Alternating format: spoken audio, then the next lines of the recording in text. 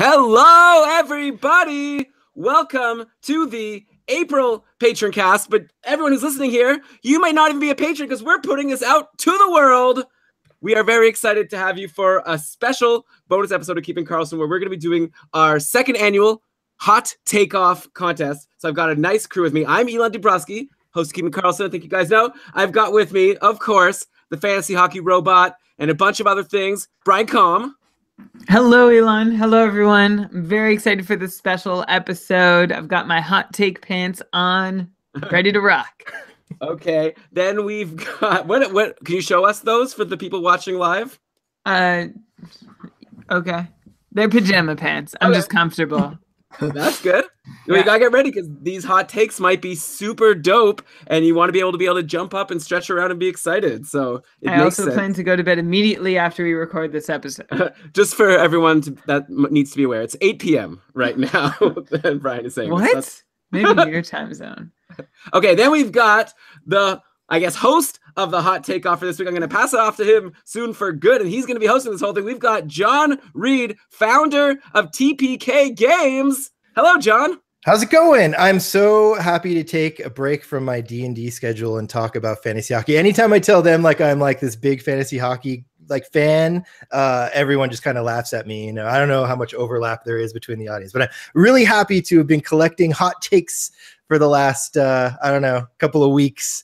And I love the look on your guys' face when one of these lands or doesn't. We'll see how this goes. Yeah, hopefully we can make that an audible reaction too. That's faithful. Also, I'm thinking you're into D&D, you're into fantasy hockey. Have you ever considered fantasy? like D&D, like a D&D pool. Essentially all of the D&D streams on Twitch, making a fantasy team of those characters and seeing how that they would perform over the course of a season. Yeah, I think you might be onto something. I think this is a new show. Like Eric Karlsson ventures into the unknown. Oh, well, that's hockey. That's D&D hockey. Oh, both sound good. I thought, Brian, you meant. By the way, who was that talking? Okay, I'll let you know there. No, I'm just gonna keep. Okay, I thought you meant people will bet on the results of D&D games. No, and pick characters and draft for the different characters in the D&D game and then see who's gonna do the best. Yes. But I also like the idea of fantasy hockey where someone makes up what's going to happen in the hockey season and the dungeon master figures out the season as we go. That'll be fun. Okay. Of course we have, just like our last hot takeoff, the host of the now defunct, but formerly one of my favorite podcasts, Stream Scheme, Dave Betton. Greetings and salutations, hockey connoisseurs. Yes, the stream scheme is now done, but hopefully I'll be coming up with something new for this next season. So stay tuned for that. In the meantime, let's get ready to get hot in here, both literally and figuratively, because I turned off my air conditioning for the sake of the audio. So let's get right to it. Much appreciated. Look at you needing air conditioning in April. What a privileged life. So, Brian, we've got not a lot of people in the chat room here, which makes sense because we're right in the middle of the big game one between the Leafs and the Bruins, currently 1-1. I've got the screen open here. I'll give you guys updates as we go. I guess there's also a Caps game and a Tampa Bay Lightning game, but who cares about that? All right, let's say what's going on here. So, hot takeoff. If you haven't turned this off yet, let me tell you what's going to be happening today. We've had our listeners, mainly the patrons of Keeping Karlsson, who deserve this bonus episode because they support the show, but we decided to give it away to everybody. So the patrons have sent us their hot takes. That's ideas they have that they think are both smart, predictions or projections, or we'll see what the ideas are. They have to be both reasonable and you can argue them, but also hot. They need to be something that makes us go, I didn't think that way. Very interesting. And Brian, Dave, and myself are each going to be judging your hot takes harshly, I will say. Kid gloves are off. And whoever has the highest score at the end of all of this is going to win a prize. I thought of some potential prizes, Brian. So I was thinking that I could just name all the prizes that I thought of, and then the winner can choose which prize they want. What do you think about that? Yeah, that works for me. What do you like? Do you want to announce them now? Yeah, I think so. What were you saying, John? You've got a lot of faith in the winner to be selecting from. You're putting a lot of choice into the hand. Whoever wins this thing. Yeah, these are all things I'm willing to give up. So, okay, and hopefully Brian is too. If not, it might be too late because Brian's not going to want to, shoot them down right on live at the show. So, number 1, you get to hang out with Brian for a whole day. You have no, I'm just kidding. Okay, so one option, you could be a judge on the next Hot Takeoff. How about that? Nice. Good prize? Okay, you can have that. You might be able to take a couple. You negotiate, right? We'll see how hot your take is. Okay, we can send you like a Keeping Karlsson shirt. That's sort of the default one. We just go order you a shirt. That's easy for us. Dave's got one right here, the old school shirt, or so you could, I guess, have the old school one or the Erik Karlsson. What would you call it, Brian? Our logo. Likeness. Silhouette. Likeness, right. Unless, of course, we're trying to put it on Spreadshirt, and they told us that it's too much like him, and it was like a copyright infringement. So right. It is not his likeness. It's just like a generic hockey player. Exactly. Okay. Another option. I could give you my Game Center credentials for the playoffs. I'll just tell you my username and password, and then I guess you could watch playoff games. I don't know if that's legal, but I don't think you should be admitting to that. As long as they, what's the word? What can they do to me, right? As long as it's allowed, we could try it out. I'm the only one who uses it. A lot of people share Netflix. Why can't I share my Game Center with the hot take winner? So there's one. I got 3 more. Okay.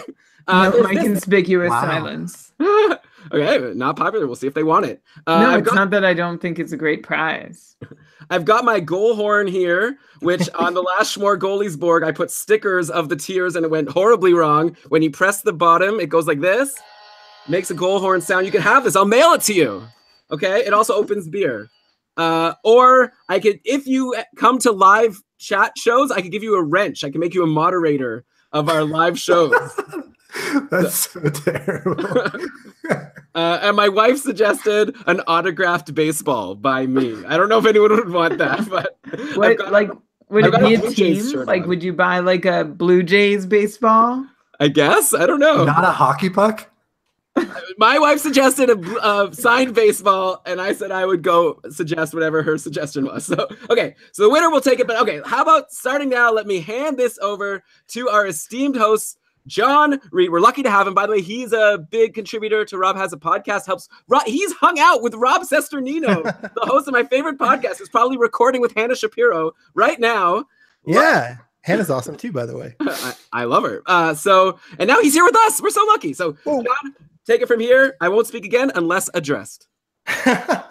Well, last time I think I kept it too orderly by kicking it to you guys one at a time. So this time I'm not going to do that. You guys can free for all jump in wherever you want after the hot take.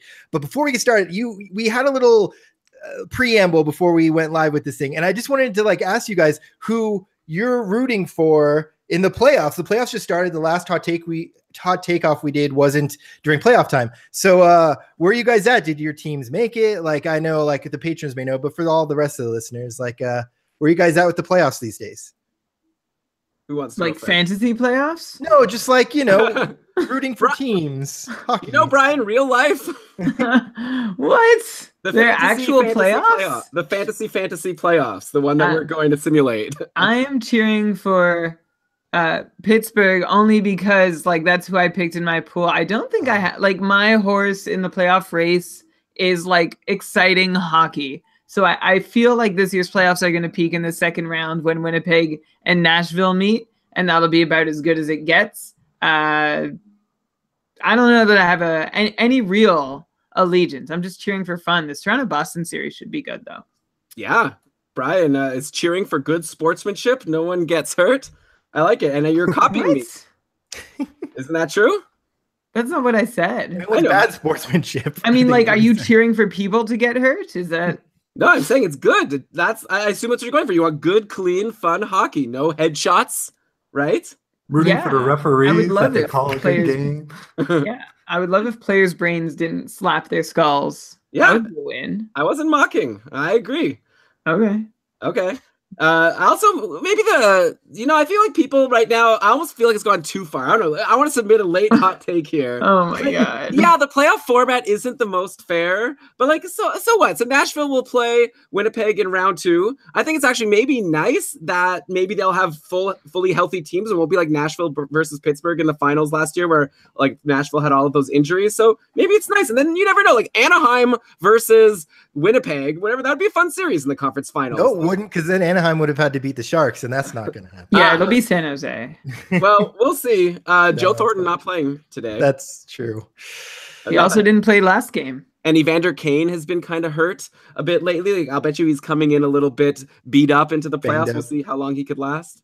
Yeah, that's true. I mean, I picked way too many upsets in my bracket. Like, I looked at it afterwards and I was like, oh crap, I only have like half of the favorites making it out of round one. This is a bad bracket. I don't know. Do you guys see many upsets coming in this first round?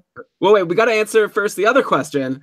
So anyways, Brian's cheering for Pittsburgh. Dave, you're from Pittsburgh. You're cheering for Pittsburgh, right? Yeah, I'm cheering for Pittsburgh. So I'm from there. In regards to like playoff pools, pulling for Winnipeg in the West. And as I mentioned in the pre-show, I root for the Caps because I pick them in all my pools every year to jinx them, and it's worked every year. Yeah, so basically you've lost your playoff pool every year, but it sounds like it's been worth it for you. Worth it, yes. And Washington, by the way, up 2-0. 2 goals by Evgeny Kuznetsov. So are we going to do updates all night on games that have ended by the time this is listened to? Shade, Brian. I also cheer for Pittsburgh because like they've won the last 2, and if they win a third, it's just like, you know, there's not a new insufferable fan base to tolerate. Like, it's just deprivation of all the other groups of people who just can't wait to celebrate their Stanley Cup. I'm just happy to keep that a limited experience. That's fine. That sounds like something a loser would say, right? That they just don't want anyone else to win and be happy so they could be the same as you. Yeah, okay. I'm a loser. I only won 3 of my pools this year. You know, the only one I lost was the one we managed together. Maybe we should stop. Sounds like that's what you're saying. I'm just saying, like, if we followed my advice, we probably could have won that one too. Maybe you guys should go head to head in tier 1 and maybe Brian, you should actually go in a pool against me. And I did last year, and I beat you in that one too. Whoa, hot start for the hot takeoff. All right, let's get going with the hot takes. Okay, well, let's start. I don't know. Let's just start. I'm going in chronological order, except for we got a lot of hot takes about one subject, which you'll see in a bit. But let's start with hot take number 1. Hot take number 1 is that Brandon Saad will finish next season in the top 25 for points scored. What do you guys think about this hot take? Is there any justification given, or is it just like thrown out there? That's just what thrown out there. It doesn't have to be. I think it's like that's someone's opinion. Like, it's a hot take to give it, and then we consider how reasonable it is. I have a take on the take. Go for it. Should I start because I'm ready? I'm ready. So my immediate comparable to Brandon Saad last year is Jordan Eberle, who everyone thought was dried up, but like just everything went wrong for him. And he was able to bounce back to 59 points in 81 games this year. And that's with a fairly dry spell at times and not even being on the top power play. And we can expect better from Brandon Saad next year in terms of deployment. Now, Eberle ranks, what did we say? Brandon Saad top 25 score? I think that's a little high. Like, Eberle's ranked 78th in the league, or tied for 76th in the NHL in points this year. So Brandon Saad would need a pretty big bump. Also, Eberle wasn't 35 points bad last year. He was bad, but not that bad. So I like it as finding a player who definitely does not belong with Brock Nelson and Andrew Cogliano and Tom Wilson and Justin Abdelkader in the points standings. Might be a little too hot in thinking that that's actually believable, especially because like the top 20 to be in the top 20 this year, you had to be a point per game player. 20th leading scorer this year, Artemi Panarin, 82 points in 81 games. So that's a taller order than most. So like, I think a reasonably hot take might have had him like 70 points, and right. I could get with 60 for sure. So I did a terrible job of explaining all of this stuff too. So we're gonna, I think, a 1 to 10 ranking, where 10 is a very, very hot take, 1 is a freezing cold take. So a perfect score would be 30, and the worst take of that you can imagine would be a 3. So Brian, where are you going to rank this hot take, or do you want to wait to hear everyone else before you make your final judgment? No, I'm gonna say Brandon Saad wears the number 20, and then you divide that in 2 and subtract 4, and then you've got my score of 6 out of 10. Why did you divide by 2 and subtract 4? Well, that's how I got to. That was just a means to an end. Oh, I see. So you're giving it a 6? Yeah. Wow. Well, if we're talking about means about all those numbers, then I guess that would be a little bit higher mathematically, right? Yeah. All right, John, who do you want to go next? Yeah. Dave, what's your take on Saad as a top 25 point scorer next year? Yeah, it is certainly hot, but not very defensible, as Brian mentioned. Alluded to the scoring this year. To be in the top 25, you had to be pretty ridiculous.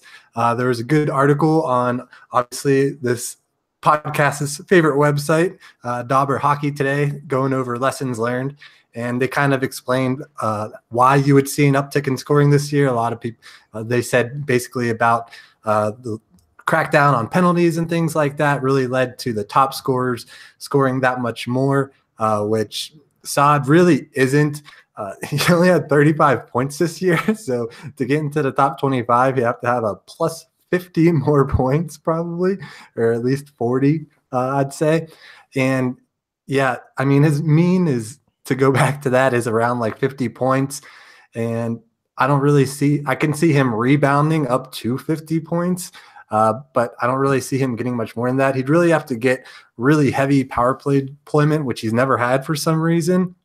So I will give this one like a 5 because it's really hot, but not too defensible. Wow, you guys are high on this take. I feel like 6 and 5. I'm gonna go. I think I want to say 2. You guys are convincing me to go 2. I think I'm gonna go 2. Like Brandon Saad, career high 53 points, and like you guys have both said, top 25 this year. 25th was Tyler Seguin, who had 78 points in 82 games. So even if the top 20, if you're gonna say scoring is gonna be down next year, he would need at least 70. Right, to even have a shot at top 25, and even 70 points would have like put him in the top 35 barely this season, and that means he has to be like 20 points higher basically than his career high when he's like getting older. First of all, like, you know, Brandon Saad is not, he's in his prime now. I'm trying to bring it up, but he's 25 years old and 167 days as of April 12th. So like he is in the prime of his career. It's possible, right, that he could still have some more upside, but like Dave said, he not only has to rebound from this bad season, that he has to like bounce, and also like who's he playing with? Like this year, he had time with Patrick Kane at times. He had time with Jonathan Toews a lot, and he wasn't able to do very much. I don't see a reason for the Blackhawks to all of a sudden bring it. Like maybe if Panarin was back and he was playing with him, like I don't know. And it doesn't even seem that they want to play him with Patrick Kane, which I think would be the surest shot at getting in the top 25. So yeah, I think it's like hot, but I think it's like, I don't know. I don't see why. And also this like lack of power play points, like come on, power play time. It just doesn't seem to me like the type of player who's going to be getting 70 plus points next year. I think it'd be hotter to say like the Brincat's going to like outscore Saad by like 20 points next year. If I were to edit this take into one that is like a reasonable hotness, I would say, I guess I already did, but like Elon, you're right. Like his career high is 53 points, Brandon Saad. So like, I think it would have been a big enough stretch to say Brandon Saad sets a career high in points next season. Yeah, like Brandon Saad is super fantasy relevant, gets like 60 points, and is a really valuable part of a lot of people's teams. Like that I could get behind. Just remember, like last year, like he was the even strength superstar. He had 53 points, but he had 50 even strength points, like no power play time. So the assumption is that with that power play time, he can build off of that. But like he's like, was it Dave? Someone said like I went ahead and made the assumption that he's going to get power play time next year, but that's not a sure thing. Yeah, and I guess just to finish this off, it's just kind of like he is on Chicago again. Like I said, and Brian, you said it was one of your lessons to end the season was you wanted to look more into the context of teams like Duncan Keith. You expect that he could keep up what he had been doing and didn't sort of take into account the fact that the Blackhawks didn't really have any other defensemen. He'd have to have a tougher role. Like, I feel like it's the same for Brandon Saad. Like, he's going to have to play this like defensive role on offense, I feel like. And that's probably one of the reasons why he's not been like why he hasn't been given like the super great opportunity. Like, I guess one argument you could say for him to do better would have been like, you know, he had a super low shooting percentage this year. He actually had 237 shots, which is his career high in shots. Yet he had 18 goals, which is the lowest he's had since like his second season. So obviously there's room to grow there. I think it's definitely reasonable to expect him to do better next year, and he'll be a great sleeper. So, okay, I'm going to give it a 3. I'm changing my vote to a 3 because I like the seed. I like that. You went too far. It's like yeah. The strongest argument against this hot take was like, would you trade in a points only league for Tyler Seguin? It's like, no, I wouldn't trade Saad and Seguin, right? But it is a hot take in that, like, no, I wouldn't trade, you know, Saad and Seguin. So maybe next year, if I should have, it will have been a thing, right? I'm trying to find like a player who's in like, you know, the 65, 70 point range who might be leaving their prime and like in a points only league. Keeper. Would you trade like well, I don't know, would you trade Joe Pavelski for Brandon Saad? No way. No. Brian, would you trade Eric Stahl for Brandon Saad? No. I think it'd be harder to say like Saad's gonna outpoint like Eberle, like you said, or someone like that. Yeah, okay. I feel like you flew too close to the sun. You know, you wanted to get the hottest of hot takes, but you made your number too low. And so you lost, probably, unless these rest of these takes are really bad. So who was it? That take was Todd Moritz. So thanks, Todd. Thanks for getting 14 out of 30. Not bad. Hot take. I feel like 14 out of 30 was enough to be in the top 5 for our last hot take off. Yeah. I mean, we can always, as we did, I think in the last one, like go and edit our scores after we've seen a bunch. Like now I'm feeling like 6 was generous, but let's see how the rest plays out. Okay. Let's see how the rest play out. So hot take number 2 pertains to a Boston player. Brad Marchand should be taken in the top 5 in any league that counts PIMS. Can I go first? Sure. Go. 2 again. Like, it's a good, like, because I think it's not hot. This is the opposite of the last one. I feel like Brad Marchand, even if it doesn't count PIMS, he should maybe be taken top 5. He's left wing. He's had one of the highest point paces of the league this year. He's clearly shown that he had 85 points in 68 games this season. It's insane how good he was. And if your league counts PIMS, yeah, he helps you even more. He had 63 PIMS in 68 games, almost a PIM a game. How about that? Do you know who had more points and more PIMS than Brad Marchand this year? No. Steven Stamkos. 72 PIMS, although he did play 10 more games to get those extra 9 penalty minutes, but also with more points and PIMS, Evgeny Malkin. So, like, Brad Marchand's PIMS totals this year were off. Like, we're used to seeing, or no, we're not even used to seeing, like 90 is best case scenario, somewhere around there. Like, that's what you're hoping for him to peak if he provides you the best value. But and still, like, even if your league counts PIMS and he's not the best, like, obviously it's still nice to have, like, it's not like Alex Ovechkin is one of the top hitters, but he's still super valuable in the hits league just because he helps you so much in other categories, and he's even contributing decently in hits. I think that's sort of like the idea with Marchand in a PIMS league. But I just feel like he's top 5 in almost all formats. And like these guys you were saying, Brian, who are good in PIMS, like Malkin and Stamkos, both are centers. And we've talked about a lot on the show how you want to get that position scarcity early on. So I would take the left wing if all else is equal. In a head-to-head league, only had 11. It doesn't matter like how many PIMS there are, though, right? It matters like if there's little at a time because you need to win it every week. So like I feel like I don't know, I don't have the stats to back this up, but I feel like a Stamkos or a Malkin get like a lot at once and then have a problem. And Brad Marchand spreads his out over maybe a more consistent time. That's a good thought, but like even like his, like he had only 13 PIMS more than Jake Voracek. And again, like he played only 68 games this year between suspension. I feel like there's an injury in there too. Like his PIM totals just weren't that impressive. So I think the hotter take is that Brad Marchand is never going to get above 60 PIMS again. Like I think this is instead of like believing in how great Brad Marchand's PIM value is as a result of this take, I'm like reconsidering that his PIM value is also not great. Also, by the way, PIM's League, get out of here.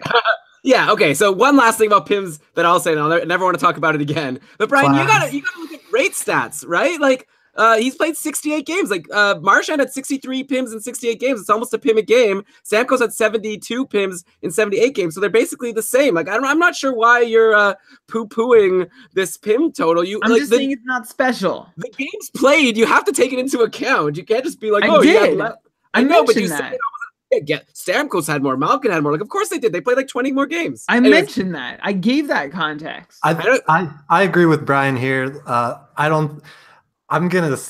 hate to say it, but this is like a 1 for me because not only is it not hot because Brad Marchand's a great player and yeah, he's obviously top 5 quality, but as Brian mentioned, PIMs don't really matter that much, so it's not that defensible anyways.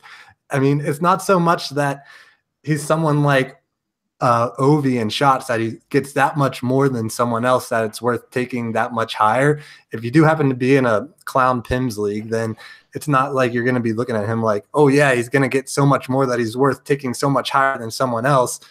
No, especially not when you look at all those other numbers of people that are into top 40. And then especially when you consider the fact that he's a repeat offender, so he's going to be way less inclined to slew foot people like he's prone to do and get those extra PIMs and stuff like that. I just don't think it's... Oh, sorry. No, I was done, yeah. Okay. So, Elon, you asked me to look up the rate stats. So I'm looking at every player who played more than 1,000 minutes per game. This is available at naturalstattrick.com. Mm-hmm. And the leaders in PIMs per 60, Tom Wilson at the top, Ian Cole, Patrick Maroon, Radko Gudas, Nikita Zadorov round out the top 5. You will never, ever guess who number 6 is. Okay, so just tell me then. Yeah, good. Ryan Johansson. Wow. So who is Ryan Johansson? Is Ryan Johansson the crap? Yeah, I know.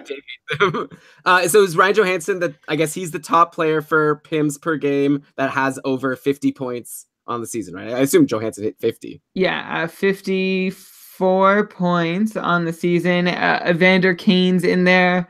Milan Lucic, Malkin, 50. Wheeler. I'm just naming the forwards. Those are the forwards in the top 20. Right, but Lucic, let's just put a stamp on him while we're here. Lucic did not come close to 50 points. 34 points in his second year of a 7-year contract, making so much money for such a useless player. So just throwing that out there. I would say looking at this list of forwards, there is not like I don't know, like some of the best forwards in the top 30 are also like high-end producers. Like we're looking at guys who see a lot of ice time. Crosby, Konechny, Kuznetsov, Koivu, Stamkos.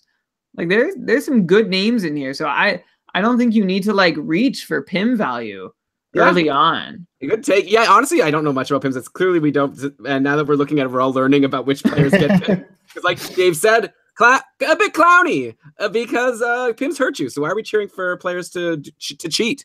I also want to add a preemptive like thank you and appreciation for everyone who has submitted a take because like the ideation of the take is difficult. Like if you asked me to come up with 5 hot takes, I couldn't.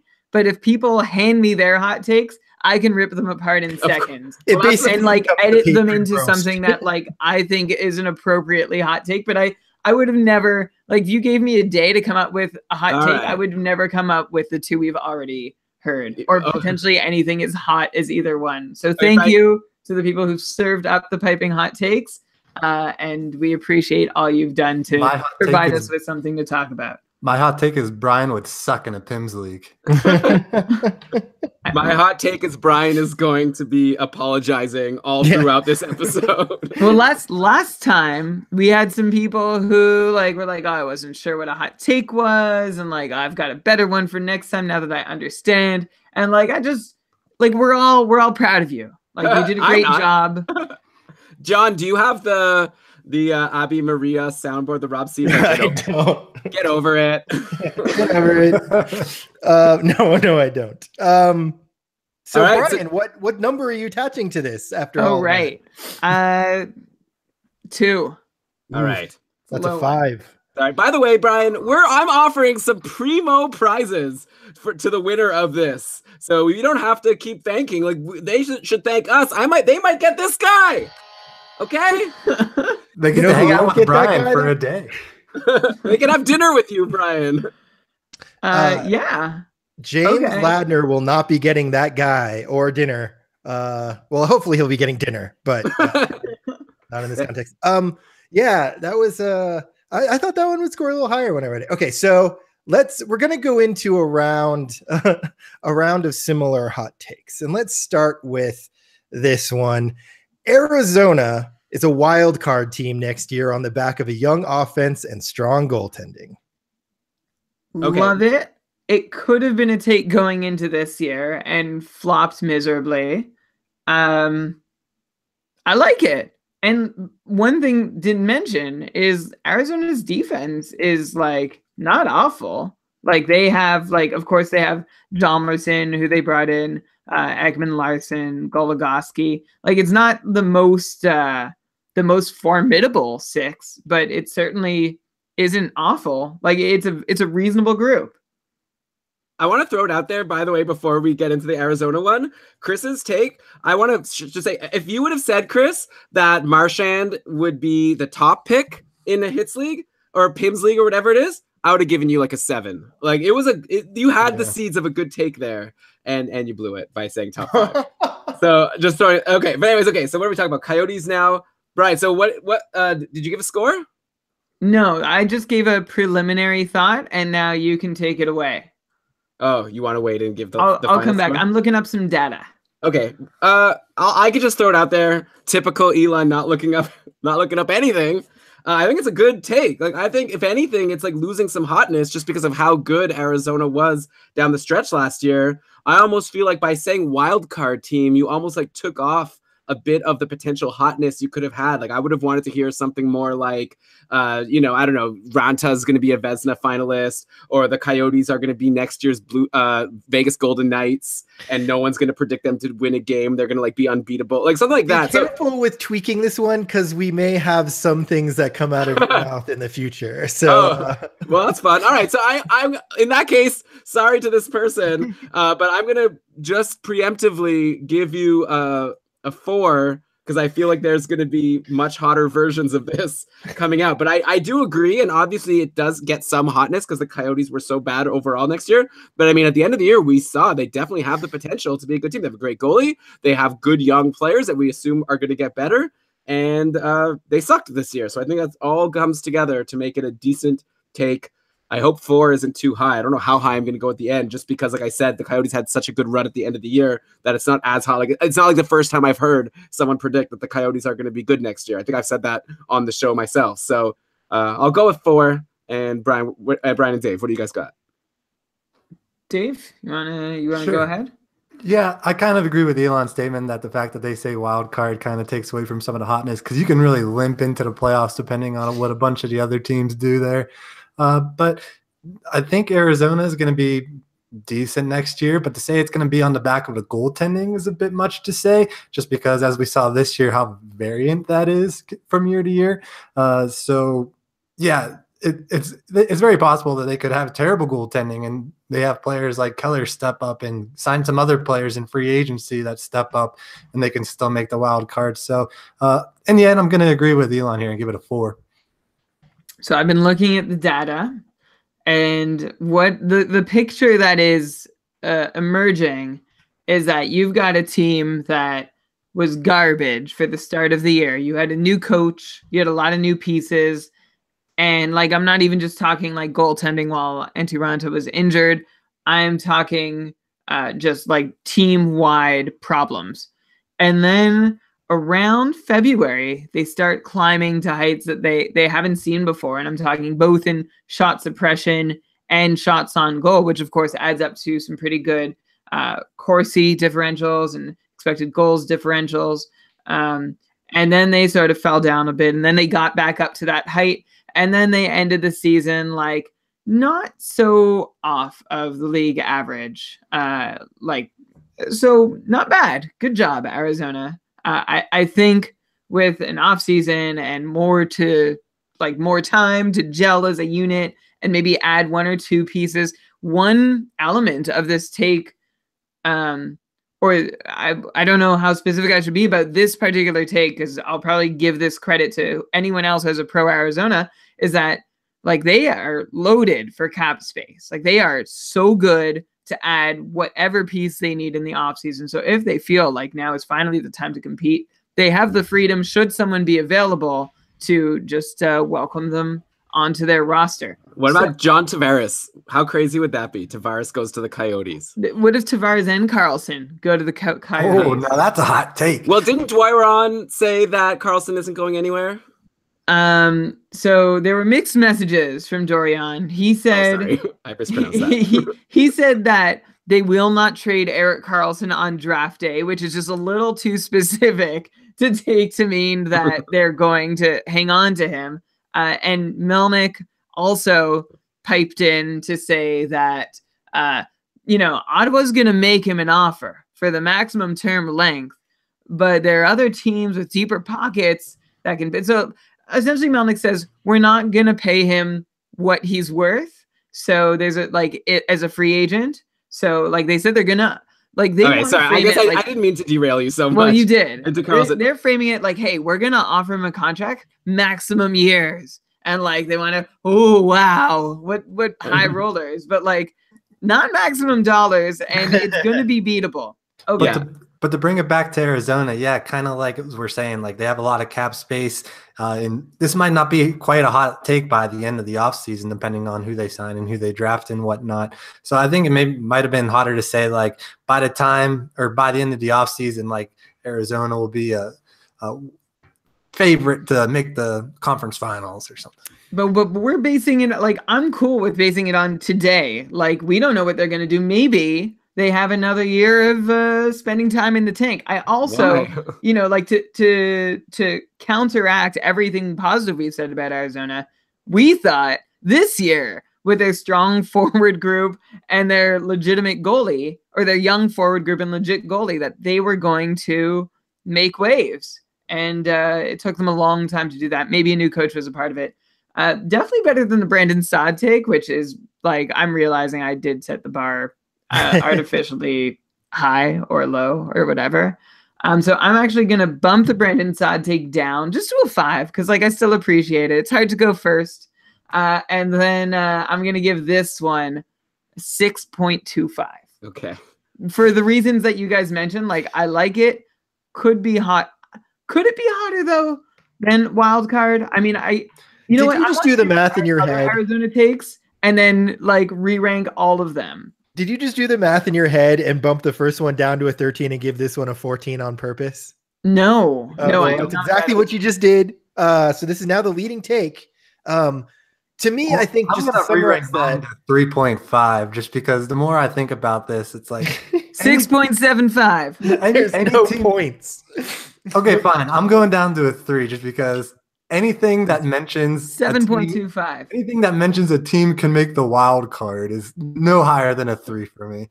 I don't know if you say Buffalo's gonna do it. Anyways, okay, let's let John take over now. And also, like, can we make a rule no more changing your scores? Like, just lock it in. No one's keeping track. Arizona, by the way, finished dead last in the West this season and was the 3rd worst team. So I think a wild card is reasonably hot. But to summarize, like generally speaking, what bumped this down was the heat level went down because of its just wild card. It could have been bumped up per some people's estimates, and specifying the young offense and the goaltending specifically made it a little bit on shaky ground, right? Like that's the summary. And also for me, I'm just not a huge fan of team takes because you can't be terribly hot when you're talking about teams. I guess there's a lot of parity. There's a lot of parity in the league. Sorry, just for one more added piece of context here, I'm going down to see who the bottom 3 teams in the league were last year: Colorado, Vancouver, and Arizona. and New Jersey. So 2 of those teams made the playoffs. So Well, maybe and the Golden Knights, I guess. Yeah, they were not ranked Cast-offs last year. So yeah, so I guess it's not such a crazy take. Anyway, that's what keeps it from a 7 for me. Like to a 6 point. No, wait, I had to bump it up so to account for Dave's score. Stop. The 6, and it's tied with Todd's. Rein these people in, John. So that was Jeremy. And staying in the same vein, the Arizona Coyotes will finish top 4 in the West next season in the regular season. So that's a little hotter, right? Yeah, I'm starting to be with Dave a little bit. I kind of like what Dave said about like these team takes aren't as fun. Like I'd almost rather it be a take about like Antti Ranta's fantasy value next year. Like he's going to be like a tier 1, tier 2, whatever. But he's top 4 in the West. Come on.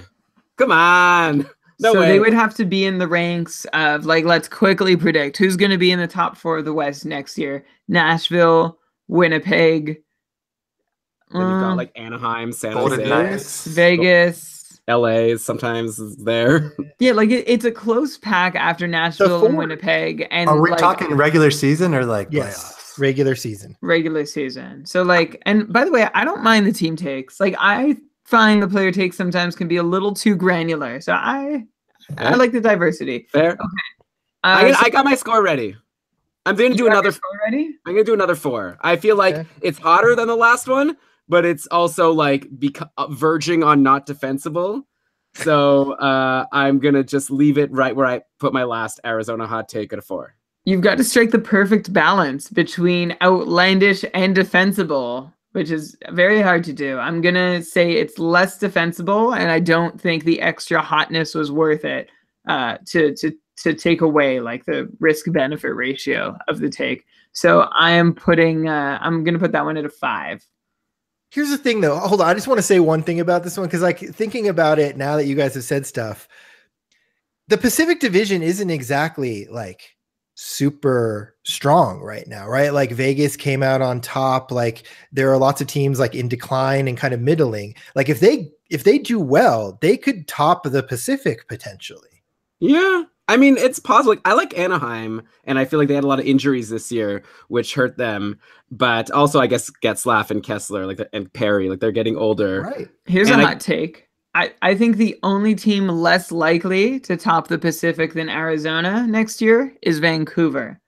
So that's me saying I think Edmonton and Calgary and Vegas and the California teams are all more likely. Like not to say it's possible for all. Well, obviously it's not possible for all of them. But like if you were giving odds, I would have Arizona the second longest odds in the Pacific. Brian, let me ask you this. Where would you rank, or all of you guys, like, where would you rank Ranta in terms of goalies from the Pacific Division that you'd want to own? Like, let's say Mike Smith versus Antti Ranta. Who would you want, like, first next year? And maybe throw Cam Talbot in that ranking. Like, 2 guys that were better this year, or, like, Talbot was drafted higher. Yeah, I'd want Talbot over those. I'd like to see, like, we need to see what Calgary and Edmonton do in their, like, Calgary could have a coaching, or unless I've missed something, the coaching situation's still up in the air. Edmonton doesn't seem like it's up in the air. It's a good question, Elon. Like Ranta's probably going to deliver the better rate stats, but I don't know that he'll get more wins. Well, also, like you said before, we got to see what Arizona does in the offseason. Like, with all this cap space, is it too crazy? I want to submit that as my hot take. John Tavares is going to go to Arizona. I feel like that's a good hot take. I mean, those 3 goalies are pretty close. I'd probably go Ranta, but in terms of the Pacific, I'd still rather have Fleury, Gibson, Quick, and Jones. So, yeah. Not Jones, though.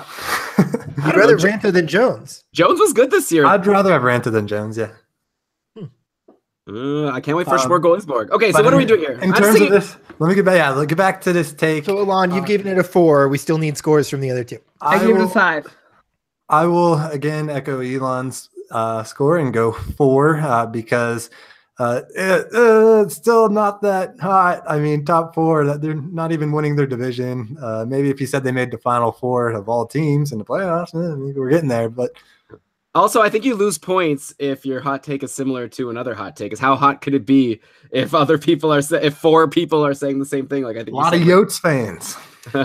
So this is a very unlucky podcast. I'm noticing we got 13 hot takes in, and now we've got 3 hot takes that are tied for the lead with 13 points. Yeah, what's going on here? That said, okay, so that was Jared. And some people are listening to this on Friday, the 13th. The 13th. Ooh. Wow. Spooky. That said, this is a player named Jason. Yeah, Jared Sparrow. The next hot take is also Arizona gets more points than Vegas next year. So this is where I like that. That's hot. That's fun. That's like, I like that better than the other ones, just because it's more like it's apples, and you're compare. You have to compare two things. There are implications about both teams. It's spicy. Also, it's fun to say. It's like, ooh, I think this team's better than this team. You're like, what? No, but like top 4, like you have to do math in your head and figure out, like, okay, wait, so Nashville would be 1 and Winnipeg. Give me I know I said I want to give it like a 7, but I am gonna stand by the fact that I'm getting tired of these Arizona takes, so I'm gonna make it a 6. Okay, I'm gonna give it a 7. I think it's a fantastic take. Like, it could be higher if Arizona was not so, like, no fault of the hot taker, but clearly Arizona is kind of like an easy hot take target. Here's a dirty little secret about the Vegas Golden Knights that people who hated me at the start of the year are going to hate me for sharing now. They were a below average expected goal differential team in like the last month of the season, and since essentially February, they were no better than a league average expected goals differential. By the way, if you're not familiar with expected goals, which you should be, you can learn more about it over at Corsica. It's just like, it takes into context all the shots that are taken and how they're taken and from where they're taken, does some fancy statistical stuff and spits out a number about how many goals your average NHL team would allow or score. And so the Golden Knights are not that great. Did not look that as great over the second half as they did the first. And for that reason, I would be very excited. I would find that a very exciting thing to be happening. Also, we have no idea what Vegas looks like next year. Yeah? Okay. So you gave it a 7? Yeah. I'll stick with a 6, but I do like it. It's my favorite take so far. Ooh, I'm going to disagree with you guys a little bit. I'm going to stick with a 4 just because I guess it's hot because how good the Golden Knights did and how bad the Yotes were, but it's not terribly hot because Brian mentioned how good they were in the back half of the season, and I also disagree with it. I think the Golden Knights are going to get better, a lot better this offseason, and the Yotes, we're just all assuming they're going to get better, but what have they done over the last 5 years? Every year everyone thought they were going to get better each year, and it hasn't happened yet. So it's kind of hot. It's not terribly hot, and I kind of don't agree with it. But 4. For those that don't understand how Vegas did what they did, can you guys explain the Vegas phenomena this year, like how they were able to be competitive this season? I mean, I could try. I know what Brian has been saying. I've been trying to listen to him throughout the season. I know he's thrown out William Karlsson's insane shooting percentage, which obviously helps them score a lot of goals. And I think that there's also, I think just the start of the season was so good. And it was, I guess, buoyed by some lucky percentages, but also they're just like a really deep, strong team. And also Marc-Andre Fleury was so good. But even when he was injured, their goaltending was good. Everything went right for them at the start of the year. And then even though they maybe didn't have as strong of a finish, their strong start just led them to be whatever it was, 3rd in the conference. But I think Brian's probably going to say something about high percentages, right? Along with just good, talented players. Yeah. I mean, that's what I said at the start of the season. And then what I did was completely open up my mind to the fact that they potentially had higher percentages because they were playing a brand of offense and puck movement hockey that gave them an inordinate amount of chances on the rush, and that they were converting on an inordinate amount of those. But even if it was a reasonable amount of those, they were still it was still impressive how many chances the Golden Knights were generating. So I'm not and their PDO through the year was super high at the start, but by mid-December, it had pretty much become average, and then there were some wild spikes towards the end in March and April. But like, I wouldn't say they were excessively lucky past November. Certain players were, like William Karlsson, absolutely. I'll still put my name to that. What's the take again? It's just that Arizona is going to get more points than Vegas next year. Okay, but what am I responding? Oh, why well, I was Vegas? Just about Vegas, because like I looked at like how they dealt with Shipichev and Theodore at the beginning of the season and was like, what are these guys doing? And like they kept winning, and like it was just crazy. And by the end, it just seemed like they had some weird like Moneyball system thing going on that maybe was explained statistically that I didn't quite understand. I don't think there's anything like hugely uncovered by the statistics. I mean, the Florida Panthers did them a huge favor by giving them Marchessault and Riley Smith, who turn out to be two pieces of a quality top line and power play capable guys as well.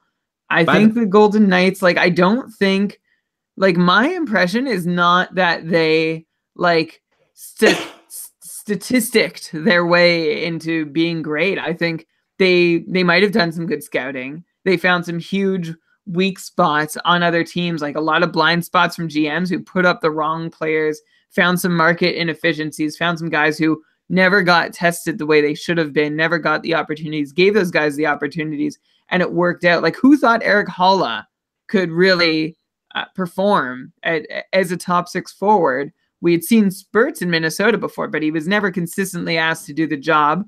And all of a sudden, fantasy relevant guy. So I think there's a mix of dumb luck in there with, I'd like to think there's some scouting, but of course the argument being most frequently made about Vegas is that they are proof that the NHL's GMs are a joke. Also, by the way, to Dave's point before about how he thinks Vegas could get better next year, don't forget everyone was complimenting them. I remember at the time of the expansion draft and the draft, everyone was being like, oh, Vegas blew that expansion draft. What were they thinking? But, oh man, how well did they do in that draft? They got so many good prospects. So I don't know if next year is the time when they start getting pay like, you know, whatever, they get like value from those players.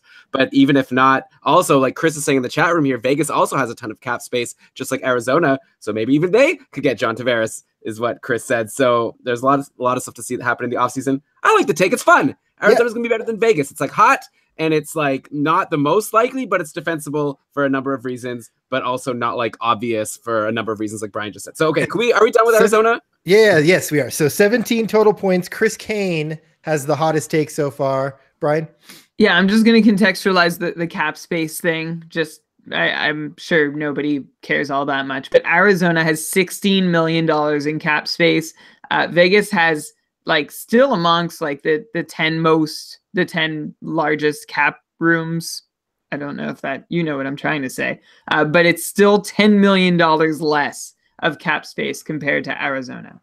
And Carolina has 16 million somehow. How about that? Just real quick on the Knights, I think it's what Bill Simmons refers to as the Patrick Ewing theory. Whenever a team loses their superstar and everyone thinks they're going to be terrible, but all the other players kind of rise up their game and play a lot better. That's, I think, what happened to the Golden Knights. Like, everyone thought they're going to be terrible, and they had just kind of this us against the world mentality. And yeah, they just have a bunch of players that just play hard, play fast, and crash the net. It's just really simple, but it works. It worked against the Kings yesterday in what looked like a very boring game. There was a really funny tweet that I saw that like in the third period was 1-0. Then at King Tufficle wrote, "Kings looking solid on the board check." That really made me laugh. Yeah. So that said, the next take is Price will outperform Quick in wins, save percentage, and goals against average next season. That's from Brian. No, that's from somebody who just really enjoyed hearing us argue once and wants to hear us argue about it again. Like, I feel like it was a great take when Elon brought it up, but like, I'm assuming this person did not pull this one out of thin air, and just by coincidence, it's the one we had a spirited discussion about on which show was this, Elon? The last one of the season. Yeah. Oh, not the last one. Okay, 2 Sundays ago. No, 2 Sundays ago. Yeah. Okay, so say it again. Sorry. So Price will be Quick in what categories? Wins, save percentage, and goals against average. This is what Brian was talking about, where they get very granular when it's like a player statistic thing. And I like them as well, but the team ones are a little refreshing, which is like Vegas is better than, Arizona's better than Vegas. Yeah, I'm going to give this one not negative points overall, but I'm like taking off points because it's like, that's 3 takes, right? It's like, which one? Like now all of a sudden you're making 3 takes here. That's the take. It's that he's going to be better than him in everything. Yeah, I don't think you should take off points. They're just saying like there are 3 conditions to that take, which makes it a riskier proposition. I think that makes it hotter. Yeah, but it's not fun. Like what the winner of the hot takeoff had to take that like both in goals and in assists and shots and pimp. Like, I feel like we gotta get a hot take. A hot take also has to be fun to say. You gotta be like Coyotes greater than Golden Knights. Boom, drop the mic. This one. How many? Well, if he says everything, some people might not know what everything is, so you had to spell it out. You should have just said like he's gonna have a better save percent. I don't know. Anyways, I'm still gonna give it a high score. I think it's good. Well, I don't know. Like, it's tough because Carey Price, it was like one of the top goalies drafted this year in all leagues, and he's been great forever. And then this year he was bad, but obviously Brian, the expert on our fantasy hockey show, was saying he already said he likes Carey Price better than Jonathan Quick for next year. But no expert on goalies, like. Sure, but I'm just saying, like, it's not that hot if, like, you literally argued this point on an episode recently. So, I mean, how hot can it be? I think the wins one, if you would have just said wins, I think that would be hotter. Because I think, like, a lot of people probably think that Carey Price has it in him to have better rate stats. He should be one of the top rate stats goalies if you look at his numbers from almost any other season, aside from last season. The wins one is interesting, but it's all muddled together, so I can't even just give a higher score because of the wins. So give me a 3. Ooh. No, 2. I'm going 2. Ooh. I'm taking off major points for this having already been discussed too. I apologize if that's not the fault of the hot taker. Did I win my hot take? The joke of it all was that he's submitting it to like reaffirm his side of the argument. This is a good lols take. I appreciate this take because we're having fun with it. But you can't win. You can't win with that. And also, I win my hot take that Brian was going to apologize again. He just did. He apologized for giving a low score. Yeah. So I don't know, like 2. I'm just gonna go 2. Yeah, like it's a reasonable take, but covered. Yeah, I'm also gonna go with a 2 here. I don't think it's very hot because you're saying that the best goaltender a couple years ago is going to just regain his form. That's not very crazy. To Elon, that's super hot, though. It's not super hot. I thought I was saying a hot take by saying Quick is better and you should keep Quick. You're right. That is the hot take. I think it would be hotter, yeah. But and so, yeah, like Elon said, the hottest thing would be to say, yeah, the Canadians are going to win more than the Kings next year. And so it's not that hot, and I kind of don't agree with it. So, yeah, 2. Also, by the way, I should take that back. I wasn't trying to give a hot take on the last show. Like, I think Quick versus Price for next year is going to be like, I think it's an interesting debate. The question that we discussed, remember, was whether you should keep Quick or Price. And one of my big arguments for keeping Quick was because I bet you could draft Price at a discount. And Quick, we've seen another great game yesterday. By the way, I know, like, I don't know how much Brian would need to see. Like, obviously, no matter how good Quick does in the playoffs, it's not going to change his mind, and for good reason. You need a bigger sample size. But I would still prefer Quick over Price. But I don't mean that as like a hot take. I think it's like I can understand why people would want Carey Price.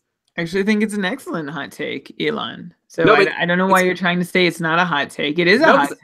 No, I think you're almost insulting the idea by calling it a hot take by you're saying it's so like unconventional and weird. Like, I think it's actually a very reasonable opinion. That's not hot at all. Elon was kind of giving it from like a fantasy keeper perspective as opposed to like actual real life goalie stats kind of. No, but either way, I think there's a very reasonable chance that Jonathan Quick will be better than Carey Price next year. Like, I don't think this is a hot take. I think that you could make arguments either way, and I don't think either one makes me go, whoa, like, what are you talking about? Like, yeah, I think they're close enough that it's silly that you guys argued about it for as much as you did. All right, let's move on. Well, if we felt like arguing about it for that long, that must mean it's very close.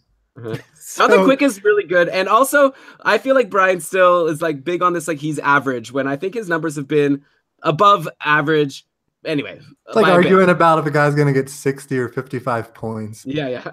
Which, by the way, I liked how Dave or Brian. I don't know if you saw this. Dave and I in an early Patreon cast at the start of the season that he was on without you, and he and I made a bunch of bets, and Dave won like all of them by 1 point. It seemed like we'd be like, I destroyed. Yeah, I did. I saw that post on our patrons only Facebook group. By the way, this is a Patreon cast that we're releasing to the world. Elon, part of the purpose is to like demonstrate how much fun it is to be a patron, and we definitely by now should have like told people that they can be a patron for like $1 a month for the summer up until we get rolling for the 18-19 fantasy hockey season. Yeah. So Patreon or keepingkarlsson.com/patron if you want this next month too.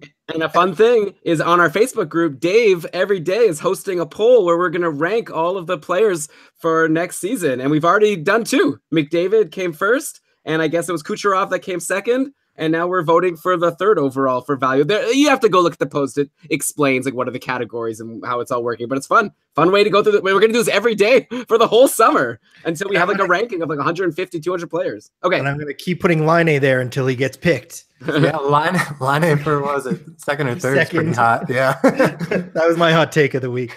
That said, that was Ray Kniddle. Anyway, so Cupful winner. Yeah. The next hot take is that Jack Eichel will become a Band-Aid boy, never playing a full 82 games and never breaking 80 points. Oh, that's so sad. That's like a sad take. I like it. I like it. It's like, I mean, so far, so good. Like, so far, he's got it right. It's only been a couple seasons. Like, Barkov, by the way, this year, a lot of people, I think myself included, were like, I was like, I'm a little nervous about drafting Barkov too high because he gets injured every year. And this year, he finally made it all the way until the last game, right? He got injured in the last game, was it? Yeah, he did. So. He did very well for himself. You did think he was, and I insisted that he wasn't. And I'm going to say the same thing about Jack Eichel. I don't think there's enough data here to think that it's going to be true. Like in injury history, it's like a real crapshoot until like there's something recurring. Forgive me if I'm wrong, but he's sprained 2 different ankles. Is that his injury history? John is nodding. I definitely don't have that. I think it's 2 separate injuries. Yes. Okay, I'm gonna try and verify this as we go. So, like, my general rule of thumb is like if they're different injuries, like to different parts of the body, Taylor Hall was the one guy I would accept that argument that like the style he plays just ends with him getting banged up too often. And so and that's one of the reasons his fantasy value was not as high as it should be, because in the earlier part of his career, he played 65 games, 61 games, played a couple mostly full seasons, then 53 games. Like the last 3 seasons, he's missed a combined 16 games. Who? So, are you talking about Taylor Hall or Eichel? No, I'm talking about Taylor Hall, who early in his career had a Band-Aid boy rap. Right, yeah. Has beaten it, and I see the same thing coming for Jack Eichel, which is why I'm giving this take a 4. Like, I just see no reason to think that Jack Eichel is going to keep getting injured recurringly. Yeah, no, I agree with you. I'm surprised you're giving it such a high score. John, can you tell me that again? That what's the full take here? He's a Band-Aid boy, and he's never going to do what? He'll never play a full 82 and never break 80 points. I like it a lot. Yeah, I think. Not only it's kind of 2-parter, like 1, he's never going to play a full season, and 2, he's never going to score 80 points. I think never going to score 80 points is the hotter take because he can easily miss 10 games, and I think he could still get the 80 points pretty easily. But yeah, I kind of disagree with the notion in general, Band-Aid boys, and just the fact that you should never draft someone because of injury history. That's always been my strategy. I love picking up injury-prone or Band-Aid boy players in the drafts at a bargain. You can just look at this great season. Malkin, Letang, even though Letang didn't have a great season, he played the full year pretty much. Even Crosby at one point, Barkov. It goes Lehner last year. Yeah, right. It goes on and on. So I love that people keep considering this as a reason not to draft him because I love getting him out of value, but I don't think that that's a thing. I think it is pretty hot, though. Never going to get 80 points or play a full season. I'm going to give it a 6. Oh, boy. By the way, Brian, you got Malkin.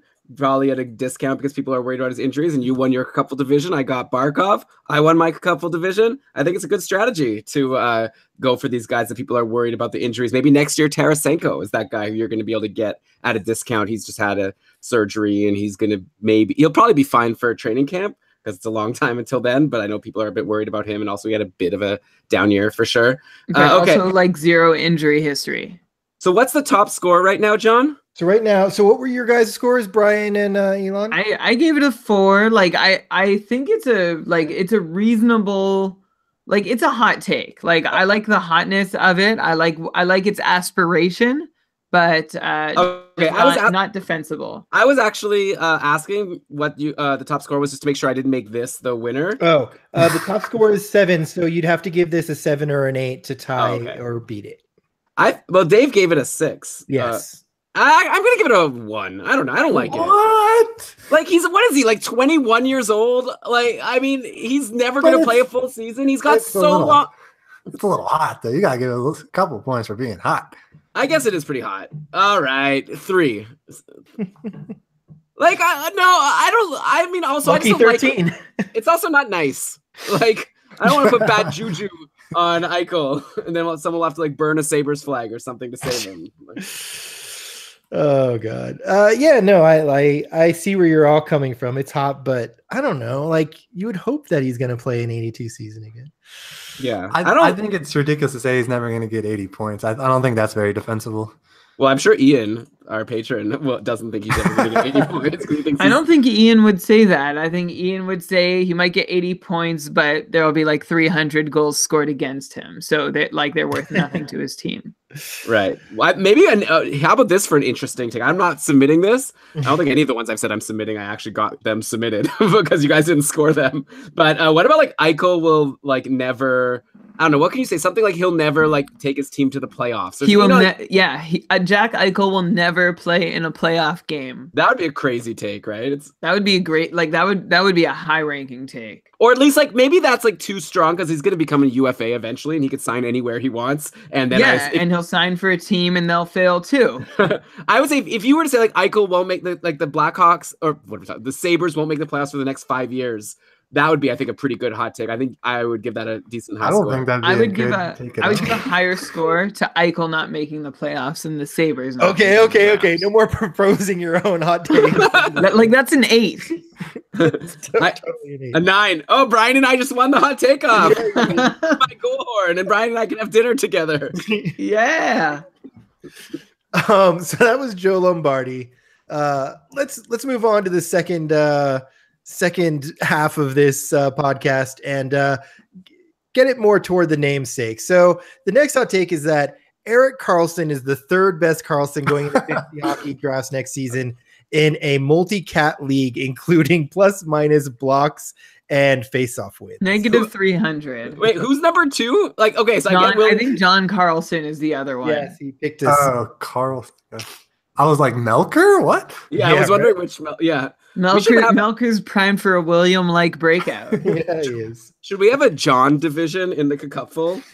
Like we had like team names for all the different Karlssons, like Melker and Ludwig, but like Ludwig isn't even a player anymore, and Jacob F. for his If we need to reach, then we can have a John division. Okay, that's a good take. I think it's hot, but it's also like, come on, no. This is a straight up 0 for me. You can't even give 0. 1 is the minimum. I am giving. Well, my first score was negative 300, so I think I'm being generous with a 0.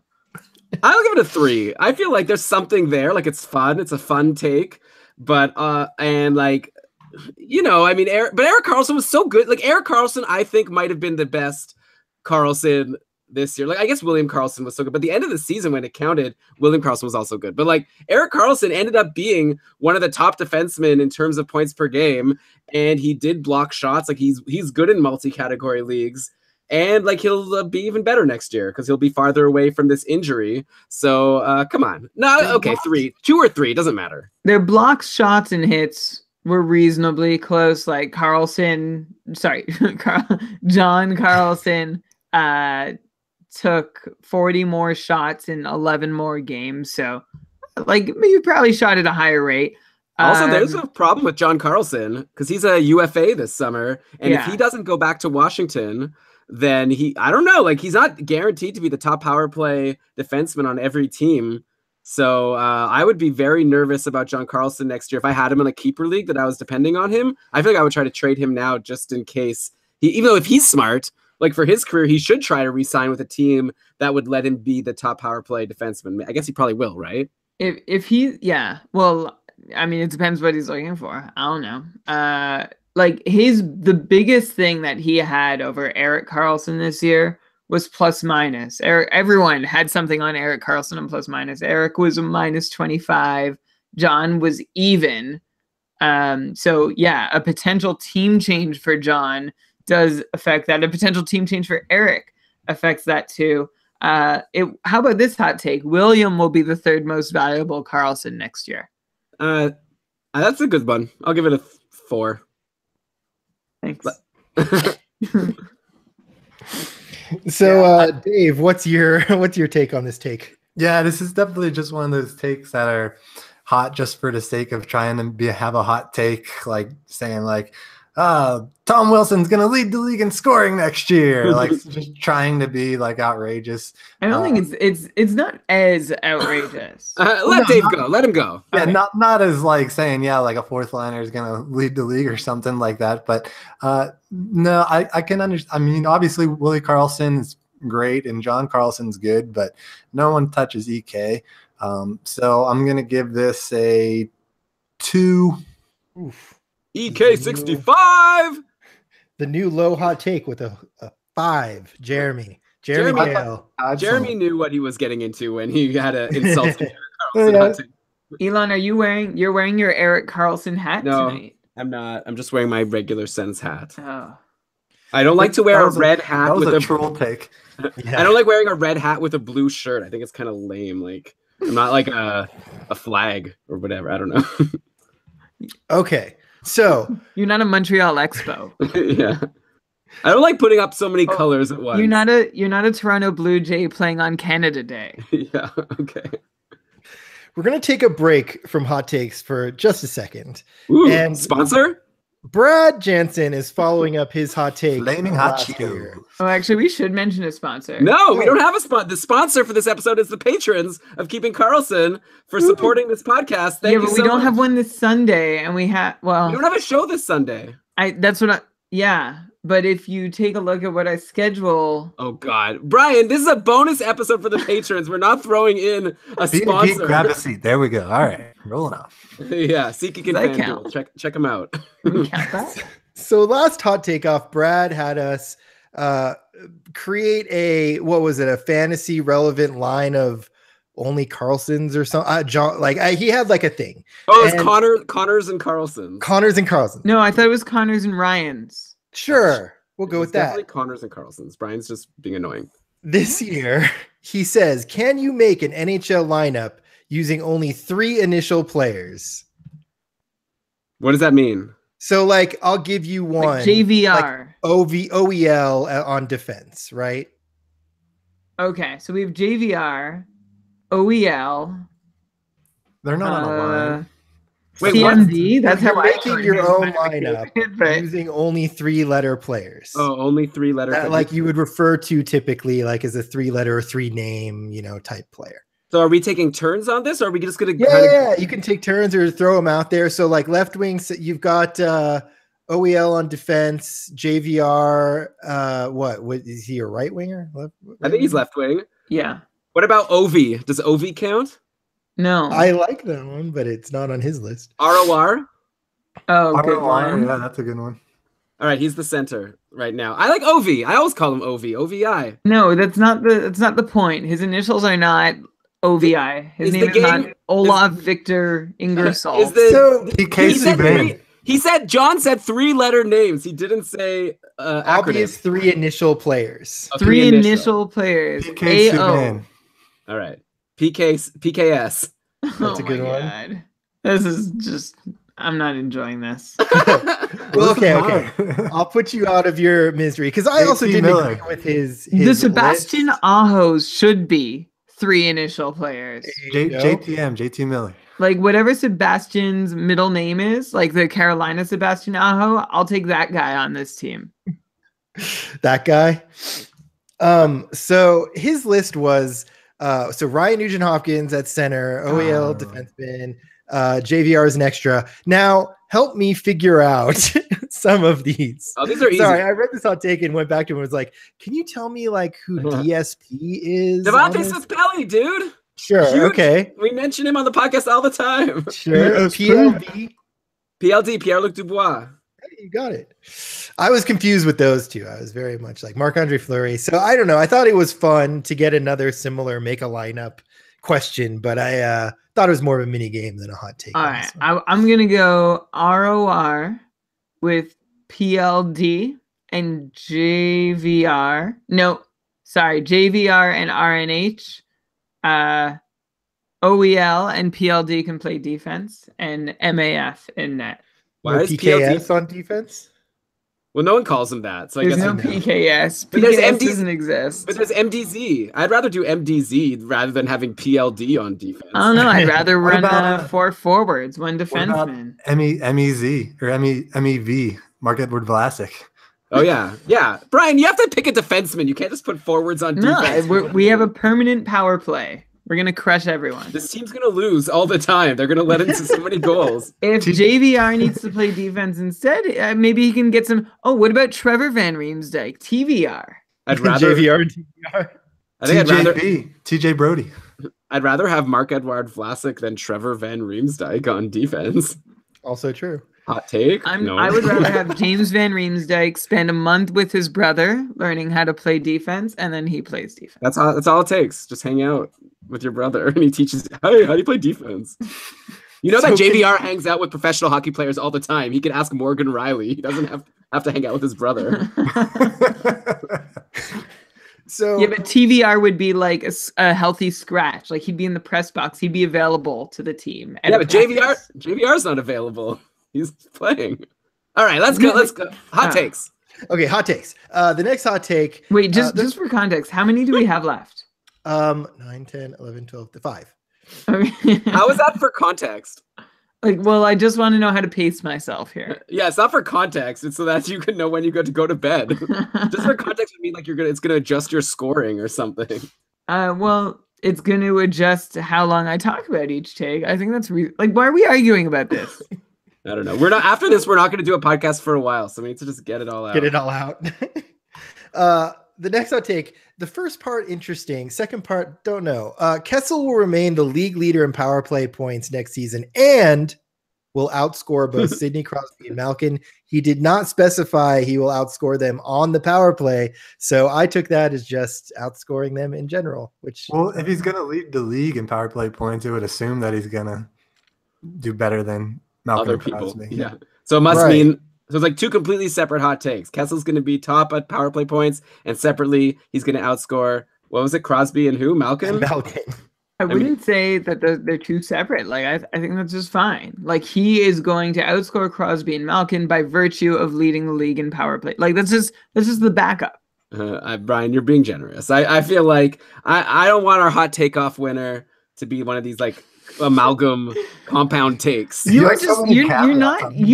are constantly just trying to think of who's going to win. Like, you're not, like, there's no true rating coming from you. Yeah, I agree. I think you need to like zoom in on the take, consider it in a vacuum, give it a rating. Okay, well, I don't like takes that are compounds, but fine. All right, let's zoom in here. Kessel is going to lead the league in power play points. He did that this year, so that's not so hot. And then he's going to outscore Crosby and Malkin. That's a good take. If that was the only take, I would give this a higher score.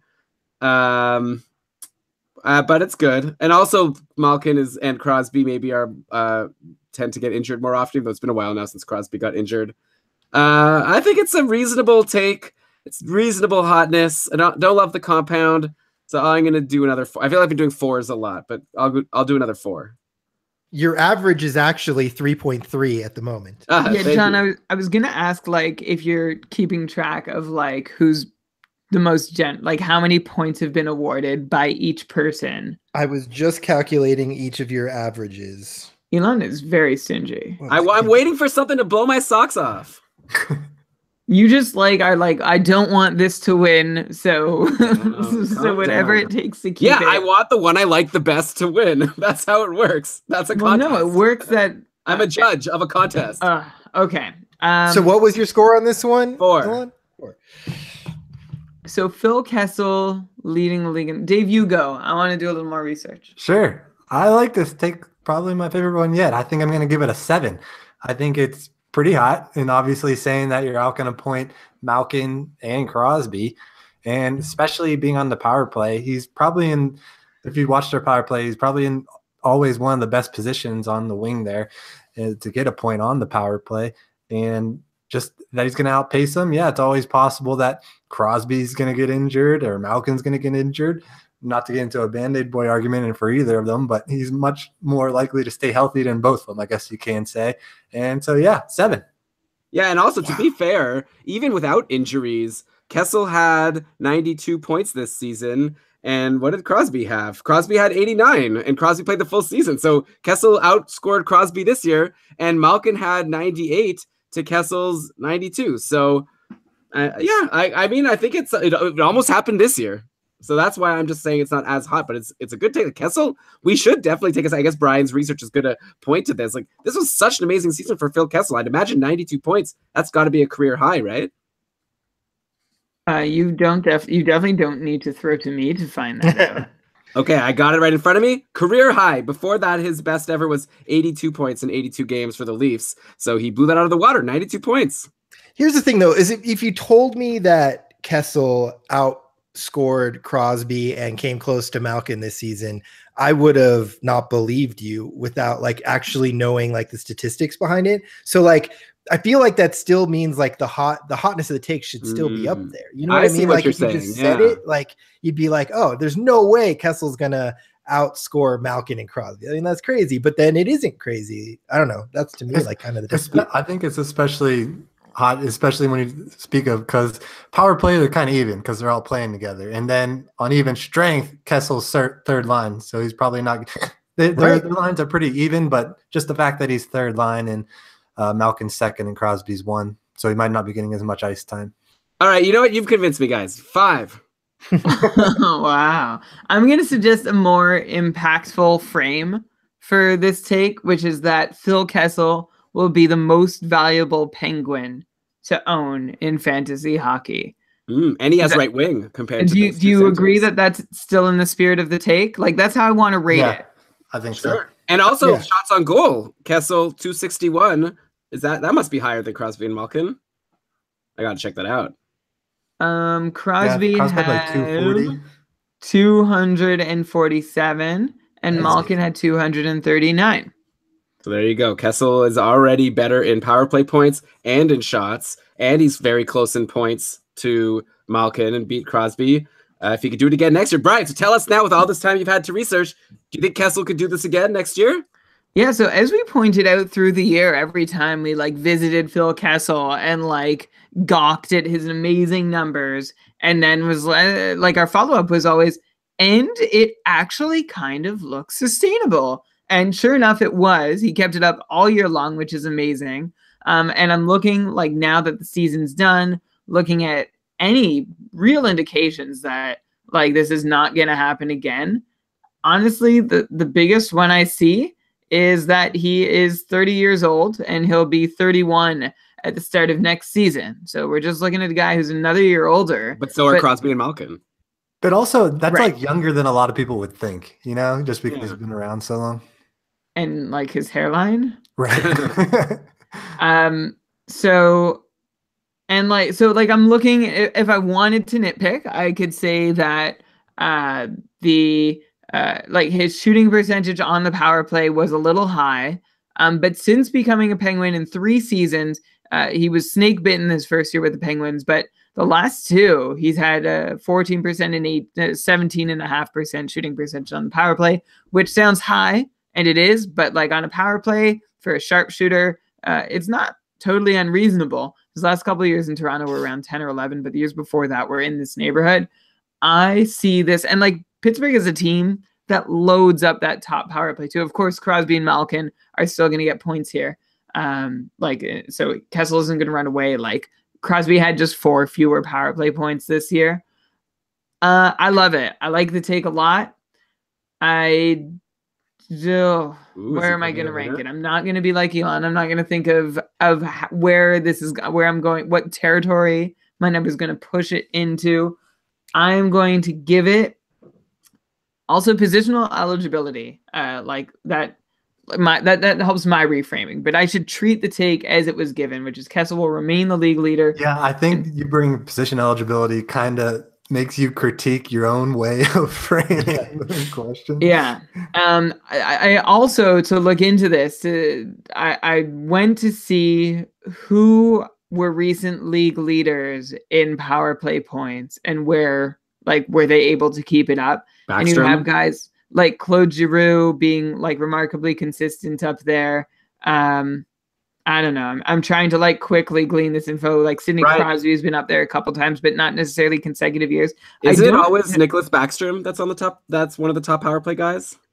Yeah, but not this year. Like, sorry, I'm gonna try and answer your question live here. Not this year. Only 26 power play points, but the year before 35, the year 30, the year before 33, the year before that 44. Which is his biggest year. So essentially, like, you need a lot.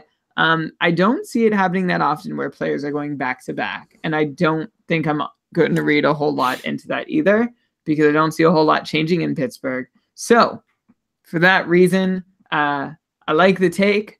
I think it's reasonable to think. I think everyone was like, wow, Phil Kessel leads the league in power play points. Saying it's going to happen again, I like it. It's the right amount of risk. I'm going to give it a 7.5. Oh, it feels like the winner. I'm up to 8. Wait, no, round down to 7 then. Okay, I'll round down to 7. That is a 19, which puts it in the lead. And the submission was by Aldo Campadonico? Thanks, Aldo. Way to go, Aldo, in the lead. I'm happier with this take now. After you guys have talked about it, after I was reasonably shamed, I agree. It is a very good take. I like also John's point that I can't just look at the numbers now. I had to look it up to like remind myself how good Kessel's year was. And it is pretty crazy to think that Kessel is there amongst Crosby and Malkin, because you go to drafts next year. I'm sure in almost all leagues, Malkin and Crosby will be drafted ahead of Kessel. And now that's even before thinking about position eligibility. So I think it's very interesting and probably the smart move to consider going with Kessel at a lower pick, or trying to get both. Well, yeah, and again, especially on the power play, he really like cemented his spot in kind of that Ovi position, where the sniper just kind of chills out there and picks the spots. And so obviously Ovi does it every year, so I think Kessel could too. So the next hot take is that I'm just gonna say, sorry to interrupt. Idea for next hot takeoff: scores are kept confidential until the end. Why? We're having fun. I don't like you're gaming the score. What are you? Calm down, Brian. This is for fun. Or next time, like, we would have to get the takes in advance, submit them to John without hearing like what the other person like says beforehand. How about let's not in the middle of a podcast start talking about how the podcast isn't good and like that's not what I'm saying. Inviting bad feedback. I'm okay. Brian, this sucked. We're always open to criticism. Who said that? You're so sensitive. Yeah, having a good time here. You're ruining my vibe. Harshing the buzz. So Crawford and Shattenkirk will be underrated because people will be wary of their injuries, much like Quick and Stamkos this year. Brian, what do you say to this one? I think Shattenkirk's going to be underrated because the Rangers kind of stink, although they have replaced Rick Nash with Ilya Kovalchuk, which is probably a net gain on their part. Wait, what? What did I miss? The Rangers signed Kovalchuk? Yeah, is that official? That's not official. That's a rumor. It's like an official rumor. Okay, well, don't say it as if it happened. Okay. Well, I just did, and I'm gonna continue to base my take upon that. Similarly, Corey Crawford should not be penalized for his injury, but he should be penalized for playing for Chicago. Although, he did carry that team, and he proved himself capable. Although, like, his injury seems kind of scary. So he actually is someone, like, he's had a lot of, I don't know, is it still concussion symptoms or is it post-concussion by now? And I think vertigo was in the mix. I don't know if that was just like sort of like leaked out and then actually not vertigo. It's been hard to get a read exactly on what's happened. Like, there's been a lot of little bits and pieces coming out at different times. So I think Crawford will be a great steal as long as he's healthy, but I don't know that that makes him underrated. Yeah, I think it's an interesting take because it really goes like, what does underrated mean? Like, definitely they're going to be valued lower than they were valued going into this year. I think that's what it means. I take underrated to mean available later in the draft. Okay, well then it's a 1. If you're saying that, then it's a 1 because, like, obviously, right? Like, they both disappointed their owners this year, but I don't want to give it a 1 because I think that's not fair. I think underrated implies that they're going to be undervalued. And it'll be wrong. Like, people will be wrong. Like, they're going to be valued lower than they were going into this year, and people are going to be wrong about it. I think that's what underrated means. Like people are going, like, so, you know, you get what I'm saying? The distinction. Yeah, like, but so you think Shattenkirk deserves to be valued lower next year? I think Shattenkirk is going to get, like, I think he will be. I'm not saying he deserves to be. I'm just saying, first of all, if the take is only Shattenkirk's going to get drafted later this year than he was drafted last year, then it's an obvious. Like, I could tell you that right now, 100% guarantee that's going to happen. So, especially because he also, by the way, like, slumped before he got injured. And Crawford also, like, just like Jonathan Quick got drafted this year a lot later than he was drafted the previous year because he was injured for most of it. But I think the interest, anyways, all that to say, maybe I framed it wrong though. Maybe it should be that they've outperformed. That underrated means outperform their draft positions. Yeah, exactly. Like, I think underrated means that they're going to be better. Like, people are going to, like, at this time next year, people are going to be like, I can't believe I got Shattenkirk so late and look how great he was for me. And I think that's good. I like this take for both of them. I think it's good advice. I think it's, like, not the hottest because I'm pretty sure we said it about Shattenkirk on a recent episode, which, I mean, but hey, you know, we are the hottest podcast out there. So it makes sense that hot takes are going to come from us. It's also 2 players, which I know Brian doesn't like when I start getting into the nitpicking of the makeup of the compound takes here. But I'm going to give it 5. I don't know. Maybe I know I'm sealing myself. Like, I keep on not being willing to break 5, and I apologize. But I think it's good. I like it. Like, I think that those are both players you should be earmarking. I like Crawford a lot. I think goalies in general, as we've talked about many times, people are going to be rushing to get whoever was the best goalies last season. So I'm sure, like, Vasilevsky and Hellebuck and, you know, people like that, they're going to be going, like, super early in drafts. And I feel like someone like Crawford is going to fall. Like, even Jonathan Quick, you know, people will be going for, especially if he does well in the playoffs. Marc-Andre Fleury. And I'd rather wait and get Corey Crawford, get good value, don't waste a high pick on him. And I think he's just as likely to be as good as any of these other guys. So I'm giving it a 5. Yeah, I agree with the context that you're saying there, Elon. Like, I agree with it. And yeah, they're going to be underrated, and you should probably look to get them lower than what they'd actually normally be valued at had they not gotten injured this year.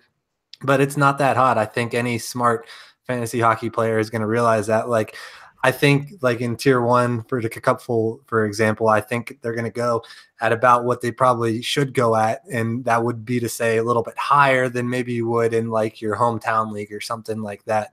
I think it would be a little bit hotter to maybe say, like, they're each going to be top 5 or in their position, or top 10 or something like that. Not just in general say that they're going to be underrated, because I think that goes without saying. So I'll give it a 4. Brian, you're muted, by the way. So you might want to unmute yourself before you talk. By the way, guys, this is what's all about. This is what Patreoncasts are all about. Live shows, no planning, looking things up. This is raw. This is what you get as a patron every month. XXX. Yeah, exactly. Brian's going to give us some really not safe for words right now. Takes. Okay. It's hard to come in from that. So... Wait, what score did Dave give? 4. Okay. What was the tail end of the take, John? Much like Stamkos and Quick this year. Quick. So essentially, they'll be picked up a little lower than maybe they should be picked up because people are either scared or not looking at the data correctly. Right. Theoretically. Yeah, like honestly, I have legitimate concerns about Corey Crawford. Like, I'm not like different than what I would have had about Stamkos and Quick. So if I didn't, I would have rated this probably a 6. But because I do, like, I'm concerned that he didn't come back. I'm concerned that Chicago doesn't necessarily seem to know what the deal is with him. I'm concerned that he plays for what's become a pretty terrible hockey club. So I'm going to put it down to a 5. Okay. So, Alon, this was yours, wasn't it? Oh, oops, I forgot. So he submitted this and said, take the average of the other two. And then he jumped in and started like debating. So I went to my email and I was like, is this really from Alon or is it? I forgot I mailed this in. I don't know. I didn't know we were allowed to do that. You gave your own hot take a 5. Said it wasn't that hot. I love that you and you really discussed it. No, I honestly forgot. I forgot. Like you never, like you were considering this for the first time. I'm in the Facebook group. We're chatting about stuff all the time. There's so many discussions. I can't remember what's mine, what's yours. Can I change my score? So did I win? No, you didn't win that round, but it's okay because you would just get to keep your own stuff anyway.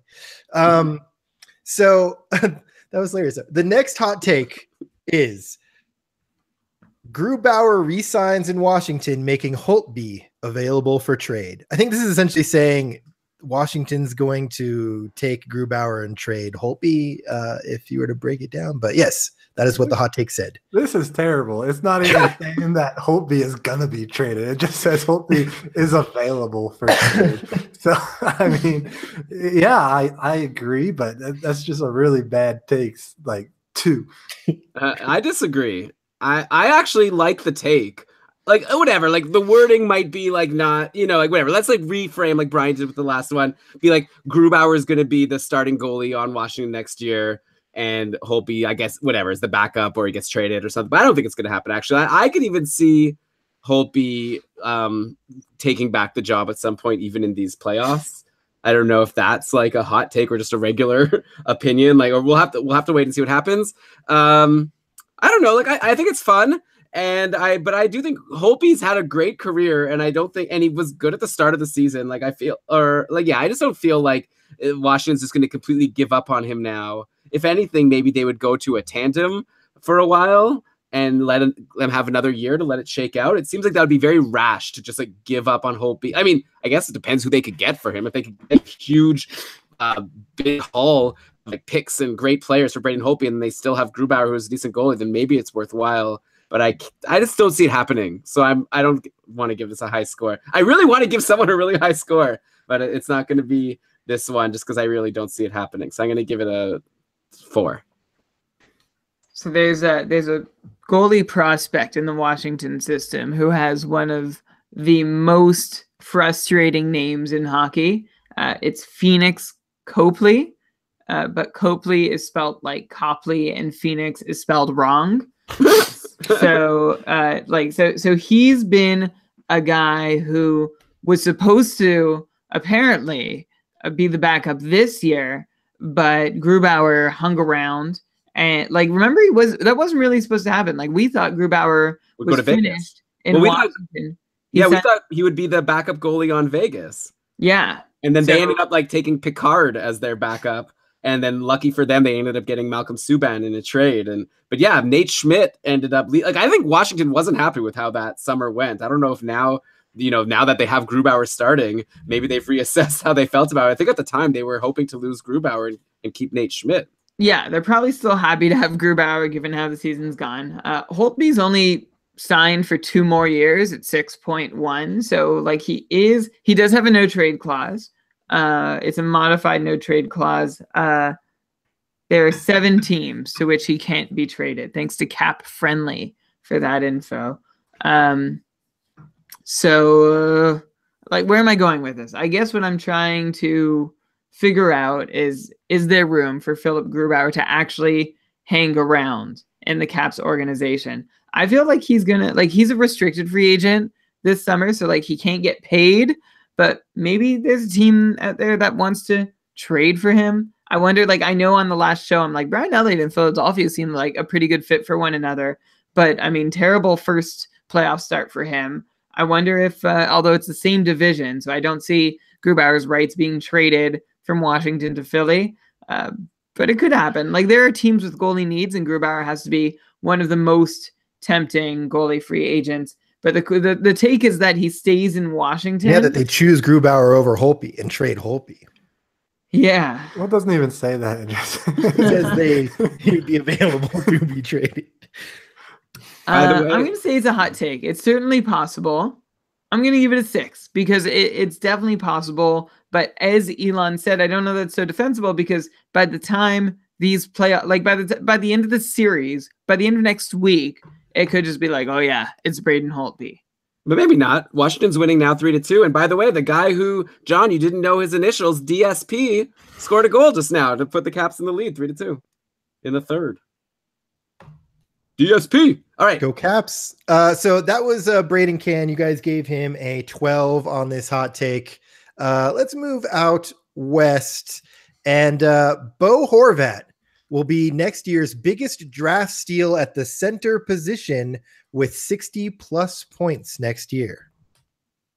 I feel like, Brian, you're always kind of not as big on Horvat as the rest of the Facebook group. Is that a fair assessment, or am I totally up to lunch with that? I think you were right about a year ago at this time. I think I'm catching up, though.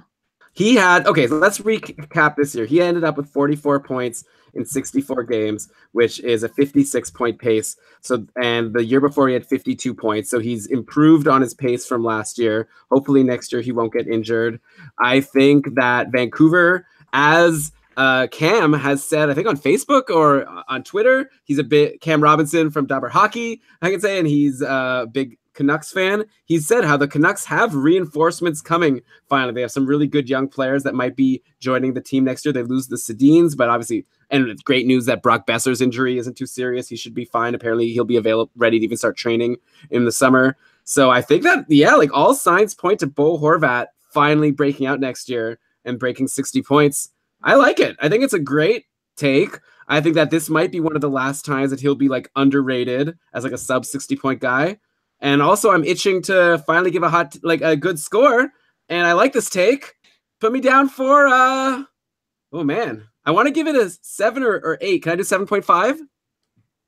7 or 8, Elon. All right, I'll give it an 8. Like, I like it a lot. Like the reasons why I would maybe give it a 7 is I wonder if now that Brock Besser had such a great season, like looking like he could be a 40-goal scorer, like Bo Horvat right with him on the power play. I wonder if this is like not as hot at this point, but I feel like he's still Canucks. I feel like people just don't give the Canucks enough credit. I'd be interested to see like where Besser gets drafted next year. But Horvat will definitely be lower, and he's going to be right there along with him. Obviously, he doesn't help so much in shots on goal, but he's not terrible. He had more shots. Like, he had actually the same number of shots this year as last year with 158, except last year was in 81 games, and this year in only 64 games. So he was shooting a bit more. Yeah, my only concern is that maybe people are into Bo Horvat already, but I really like the take. I'm giving it an 8. I like it. Good job, this guy, person. I like it a lot too. I'm a big Bo guy, and I thought this year was going to be that year. Unfortunately, injuries derailed that, and the fact that the Sedins had to stick around for one more stupid season also derailed that as well. But are we going to like lose our podcasting license? You guys are something bad about the Sedins. They're amazing, and they had an amazing final season. It was great to see. Daniel Sedin was a really solid piece of my Cupful team. I didn't hold him all the way through, but he had a really good stretch for me and won me a few. Solid. I got rid of him, but he was solid. No, it was for schedule reasons. I had to get rid of him at some point. They're taking up spots on the top power play. They don't deserve. Who deserved it? Who deserved those spots? Well, Horvat like a really good like up and coming like roster of young people that just haven't gotten brought up yet. Like, aren't they one of those teams that have had some good picks over the last Elias Pettersson? I feel like Cam has been going nuts about, and there's another guy I'd have to bring up there. Anyways, okay, I'll take a look at some stuff. So Dave, what did you give this? Yeah, I was just saying I like the idea of him being a 60-point player and being the biggest steal. Potentially, yeah. I mean, he'll definitely be in contention for it if he is a 60-point player. And especially if people are drafting him, they don't look and see how many games he played this year or anything like that. So I like it a lot. I'm also giving it an 8. Wow. Woo! All right, now all this time, now we've got the real expert here, Brian.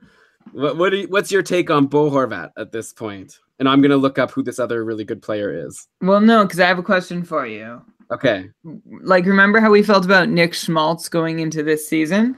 Mm-hmm. I'm not at all saying the same thing. That they're comparable in skill level, but perhaps in fantasy value.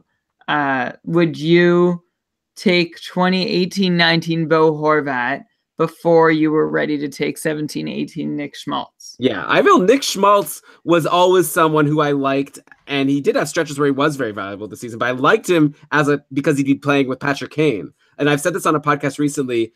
I think Bo Horvat is the guy on the Canucks. It's gonna be like obviously with Brock Besser, but I think it's them together. Like I want the player playing with Horvat because he's the top line center. I feel like Schmaltz, like it was like a good chance that he's going to be playing with Kane, but he ended up being shifted around. And like I was into Nick Schmaltz, but I never thought he'd be like a 60-point guy. I just thought he'd be like a solid guy to own. I think that Bo Horvat is definitely someone I like better than Nick Schmaltz.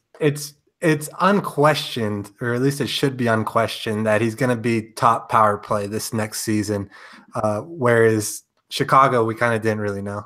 Yeah. So in Vancouver, like he's still reasonably anonymous, but he also has great deployment. So I'm not sure how that factors into being a steal. Like I figure a draft day steal to be someone who, like, depends on how deep your league is, I guess, but I figure that to be someone who starts the season not in prime deployment, but you think they're going to get there. And then their eventual performance and emergence makes them a steal. Although if you're looking at guys who already have that status, Bo Horvat is certainly, again, one of the more anonymous ones. I'm going to throw out a couple other names of 60-point forwards, just that I grabbed. Yanni Gourde, I think he could be a great steal next year. And Ryan O'Reilly, underwhelming year, mostly because of a really tough start that he erased. I think his status will be higher than someone like Bo Horvat's, rightfully or wrongfully. Probably, I don't know. I prefer Ryan O'Reilly to Bo Horvat, but I think Ryan O'Reilly, whatever. I think they're both close. But maybe we're going too far off track. Okay. What do you think? Back on track. Bo Horvat, the take is that Bo Horvat will be the next year's biggest draft steal at center with a 60-plus point season. Giving it a 7. I think it's good. I think it hits a real sweet spot for finding an anonymous player that, honestly, how many reasonably attentive hockey fans, even some reasonably attentive ones, can name a non-Sedin center on the Canucks? And I'm a believer in Bo Horvat too. I don't think his ceiling is I don't think sky's the limit with him, but I think he especially if he gets to play with Besser, top power play, I think he can hit 60. It's always possible that he gets sodded and everyone thinks that he's going to be on the power play and somehow ends up not being, but no. I'd be very surprised if he wasn't. I mean, he's been getting top power play for the last 2 seasons. The thing with Bo Horvat, though, is I'm worried that his name value is up there because you see him on the bubble of free agency all the time. So the name you keep seeing as a fantasy hockey player, and if his projected rank is high enough in the draft, he may be somebody that just goes because the name has been ingrained into your head, like some other bubble players from years past. Right. I guess it really depends. It depends. That he's on the free agency list. Just that you see it on that bubble of somebody you think you should pick up because their stats look good enough. That's on a free agent list of a mid shallow league, right? Well, that's why I think he'd be fall down lower, and that's why he'd be a good steal. Yeah, I guess it'll be really fun when we do, Brian and I every year like to do this Yahoo rankings, we take a look at how Yahoo ranks fantasy players, and then we could kind of get a sense from there of who's going to be a good steal or not. So I think that'll be just a good chance to see where does Bo Horvat get ranked by Yahoo, and then we'll be able to tell better if he's going to be a draft steal or if he's going to be on people's radars. So that is definitely the highest ranked hot take of the day so far with 23 points, beating out so far Kessel, being the top Penguin with 19 points, and Arizona being better than Vegas next year with 17 points. So let's go into the last hot take of the day. Oh, sorry. Who did it? Yeah, that was Ryan Del Rosario. All right, Ryan in the lead going into the final take. He must be on pins and needles right now. Yeah. Just a reminder, like what you're playing for is you could be a hot takeoff judge. You get a shirt. I could give you my game center credentials, signed baseball, my goal horn, or a wrench in the live with chat. Brian. And, well, name your own prize. Yeah, I don't know if Brian agreed to that date with Brian one, but definitely you could have one of the others. So what if they flyed themselves out there? I mean, it's up to Brian. You can hang out with me if you want to have that as your prize. If you want to come to Toronto. Did we lose Brian? Is he still here? Brian is not here right now, but why don't we just keep going and then how about I got a hot take I can give out? Go for it. Oh yeah. I thought this today. I thought it was kind of hot. In the next year's Tier 1 auction, no goalie will go above $30. Ooh. And what was the high this year? Like a bunch of goalies went over $30, right? Talbot. I think like at least 5 or 6. Yeah. I like it. I think it's a good hot take. I think we've sufficiently scared people away from goalies. So I could see that coming true. I'm going to give you an 8, Dave. Yeah. I'll give that a high one too. All right. So Brian's back. Let's go to the final Brian's take. back. Final take. Next year is the year where that long-awaited decline from Crosby and Ovechkin finally happens. Are Ovechkin and Crosby finally going to start? I don't know if he's talking about like a cliff dive or just the minus 7 or 8 points that we've been expecting for a while. Crosby this year it kind of happened, right? Like I'm just scrambling Crosby? now to. No. I mean, Crosby last year. Crosby. Oh, sorry, I was looking at Ovechkin. Go ahead. Like I'm just saying, Crosby wasn't like the top scorer in the league this year. Like there was a lot of people who contended with him. And okay, let me just get the final count here. I'm loading it up now. All available. No, I need to do all the players. Anyways, he wasn't in the top 10, right, for points, and he played the full season. Crosby was number 10. That says less about Sidney Crosby though than it does about the rest of the league. Like Crosby he's was been 10 and Ovi was 11. He had 89 points this year in 82 games. Last year he also had 89 points, but in 7 fewer games. He only played 75. The year before he had 85 points in 80 games. So this year's actually an improvement over that. So basically Crosby's been the same for a while. And Ovechkin I think Ovechkin did better this year, right? Or he was great. Or no, Ovechkin I got as a discount in one of my leagues this year. Ovechkin only had like 70 points last year. 87 points for Ovechkin in 82 games. So 2 fewer than Crosby. And of course, that was a huge bounce back from the very disappointing season he had before.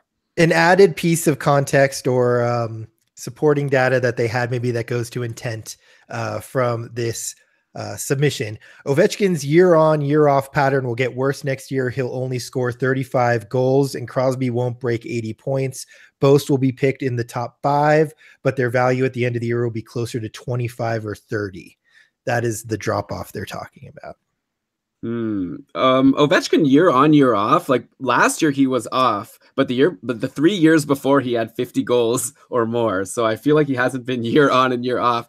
This year only 49. He had 47 going into the last game, and he needed a hat trick to get to 50, and he scored 2. And then apparently like they were feeding him, trying to get him that third goal of the game. Just couldn't make it happen. But like, how amazing would that have been? Yeah, I agree that it's certainly hot and that it's not very likely to happen, though. Especially since both of them have to happen for the take to be true. If Sidney Crosby were to be below a point per game next year, it would be his first year ever that he was below a point per game. Is that true? Holy cow. True. That's a good career. Yeah, and like he's had less than 80 points, but he's also had those were in seasons where he didn't play a full season. Yeah, what a stat. That's a cool stat you just brought up. I'll bet you if we tweeted that from the Keeping Karlsson account, we'd get a couple likes and retweets on that. Is he the only guy in the league, aside from, I guess, McDavid, who's never been below point per game in his whole career? Maybe, yeah. And that goes all the way back to his days playing with Mario Lemieux. So that's been quite a while. Yeah. All right. So what are we doing with this take? I don't know. This is a tough one because I feel like I'll give it a 3. I'll go 5. I think it's like you gotta predict it's gonna happen at some point, and I guess it is a hot take to be like, okay, it's time for the new young kids. It's all gonna be about McKinnon and McDavid and like these guys next year. But I feel like Brian's the one who maybe would see something in the underlying numbers to see like, oh, maybe like Crosby and Ovechkin were like lucky this year to do as well, and there were like underlying indicators that maybe they are going to drop off. But I didn't hear anything all year about like there being any issues with Crosby and Ovechkin. No, I don't think they were. Excuse me. I don't think there were. I like Crosby's almost 2 years. Like officially, he's only 1 year younger than Ovechkin, but he's almost 2. He's like a year and I don't know, a lot younger than Ovechkin. So, like for me, if I'm trying to parse this, I'm looking at Ovechkin just being older and him being the one who's more likely to tail off. He did not have like any significantly different luck or variance either. Like last year was just a really ugly year, and we're all glad that that was not the end of Alexander Ovechkin. I think the goal for Ovechkin next year would be like point per game, whereas Crosby, you're still looking for him to beat that. And like we talked about this, Elon, I don't know if this is past offseason or the one before, but like we like officially had a statement that like Sidney Crosby, like I did a lot of research and like I don't know how much of it was valid, but essentially my conclusion, like I decided Sidney Crosby was going to be good through to the end of his age 32 season. And so this upcoming one will be his age 31 season, his age 32 season. And by good, I mean, like I should have said elite. So I think Crosby's got two more elite years in him at least. Ovechkin's the one I'm more concerned about. Anyway, because like I don't know that we're waiting for the moment where both Crosby and Ovechkin sail off into the sunset. Like, yes, they came into the league together and like they were so paired in every single way, marketing and whatever, that like we're used to thinking of them together. But I don't think the end of their careers are going to look all that similar. And so for that reason, I have to penalize this take, even though I appreciate it going there and saying like these guys who we valued so much are finally going to start declining. I'm going to give the take a 5. I think I think that's a reasonable score. Maybe even, like I do appreciate the take also. I think it's fun. Who do you think is someone who like of the like, people who are generally drafted in the top round or two, like who do you think is a candidate to like finally really take a step back next year? Like is Malkin, like he's even older than Crosby, right? But he's been so good. Like, so do you have a name out of curiosity? Maybe you just don't have one. Like someone who you expect to finally take a step back after having a great career and being just so reliable all the time? I'll try and find one for you, but I also I was researching your other question about players who spent the entirety of their careers, over a point per game. Mm-hmm. And like there's a handful here. What else you got? I'm gonna rhyme them off. Gretzky? So some of these guys, it's hard because I don't know, the way I'm searching, I might be missing a chunk of their career. But like only some of them. Like for example, Peter Forsberg's there. Evgeny Malkin is above point per game. Alex Ovechkin above point per game. You're talking every season, right? Like they never had a non-point per game season. So yeah, I would need like a little more time to really dig in. Ziggy Palffy probably does not qualify for that, but between 2001 and 2006, he sure did. Over a point per game player. Joe Thornton, point per game overall for every game they played in their season. Never had a non-point per game. Ovechkin had 69 points in 82 games last year. Yeah, Ovechkin lost it just last year. Oh, sorry. Yeah, I'm looking at full career. Of course. Of course, there's a bunch of players who are point per game over their career. Of course, I lost the plot. Okay, so what were you asking me? I was asking like, if you wanted to pick. We've now agreed that we don't think that Crosby and Ovi are gonna fall off next year. Oh right. I'm asking like who is someone who maybe Ryan Getzlaf? Is it maybe time for him? I think Ben and Sagan. Oh, but they're still kind of young. But yeah, I don't think I can get on board with that. I'll give you this is a hot one. Go. Because it's someone who we thought was almost done essentially going into this season, Claude Giroux, who like we knew there was room for improvement from, but did not see this season happening. He was second in the league in scoring, 102 points in 82 games, and that was after like a couple really lean years from him. So he's someone that I am more expectant. Like I love him as a hockey player. I think he's been super talented. He's fun to watch, and I'm very happy for the season he's had. Everyone touting him as an MVP candidate has been right in doing so, but like he had some ridiculous numbers this year that might have hid a decline that, well, not has already started, but has continued. For example, his shooting percentage was close to 18% when his career average is 9.5%.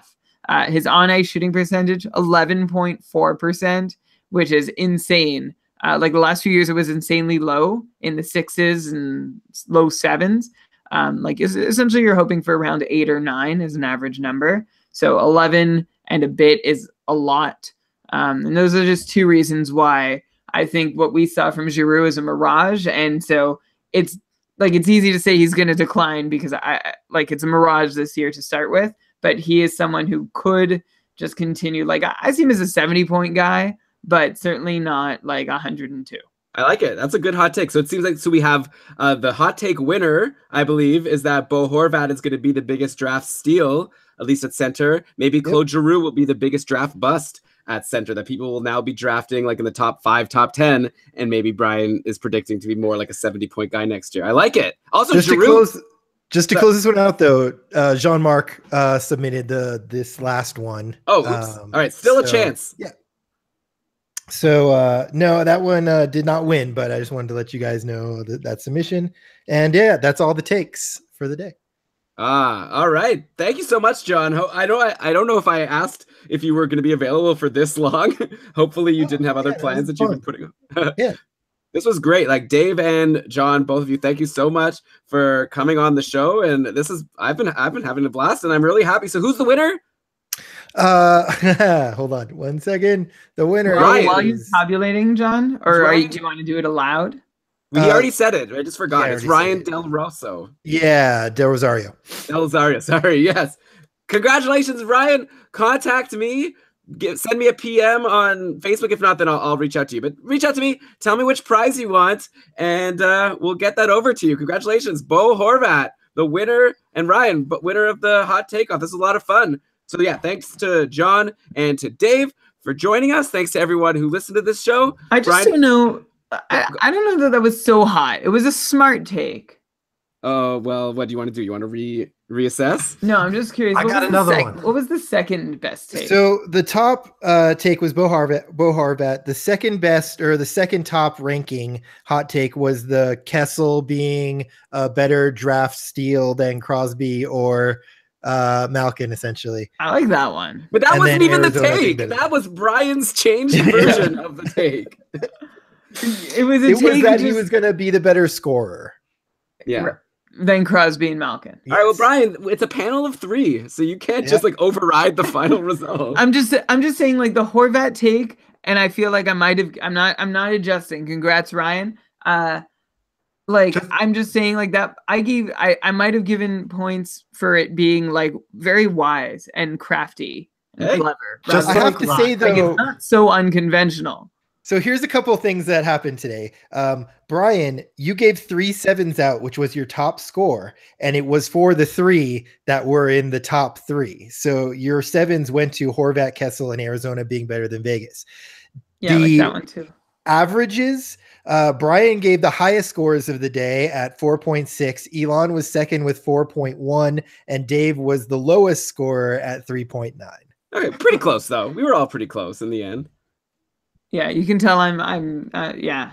Well, Brian, I'm sure would have been lower. He always just starts really high and then sort of eases down. Like I'm sure if he were to do the first take again, he wouldn't give it a 6. He'd give it like a 3 or 4, and then we'd have the same average. I don't think I'd go below a 4.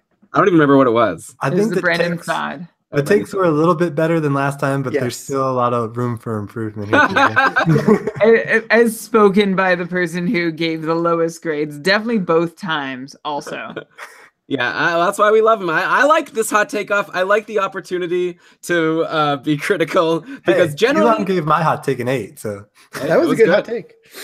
Yeah, I feel like in general we really appreciate the listeners, and I just want to thank you again all for supporting us all season long. We're gonna now not do a show this Sunday, the first time in a long time, I guess, since the All-Star break. But even then, I think we did some bonus things. So yeah, it's going to be the first time in a while. Or no, I'm talking about since Christmas. Anyways, it's been a while since we haven't done a Sunday show. This will be the first one. We'll be back with a summer series episode a week from Sunday. But until then, I hope you like this bonus show. Tweet at us at Keeping Karlsson. Let us know what you thought. If you like this format, well, I'm sure we could reach out to John, see what we need to offer him to get him back and Dave back to do this again, because I really enjoyed it. So just a dinner with Brian. That's all I need. Hey, come to if you come to Ottawa. Well, why would you go to Ottawa? Come to Toronto, and Brian will come to Toronto, and then we'll all have fun. Do you guys pay for the dinner? I'll pay for the dinner if John comes, and if you come, I'll pay for your dinner. I mean, let's keep things within reason. Like, we're not gonna go to the fanciest restaurant out there, but meals. I'll grab you. I'll pay for your beer, and we'll share nachos. Cool. Sounds like a plan. Well, so yeah, let's sign off, and we'll catch you all in a week from Sunday. And enjoy the playoffs. Leafs lost today, so I'm kind of glad that we did this show and I didn't watch this 5-1 drubbing. That wouldn't have been fun. Spoiler alert. Spoiler. Is that a thing? All right. Until then, is that what I say now? Yeah, is sure. Like this is a hot ending, unconventional. Okay, so what are you going to say to end? But defensible. Keep on keeping Karlsson. Yeah, and tweet at us if you have a new catchphrase that we can end shows with. Keep on keeping William Karlsson. Well, yeah, according to that take, Eric Karlsson is the third Karlsson. John Karlsson. All right, bye everyone. Bye.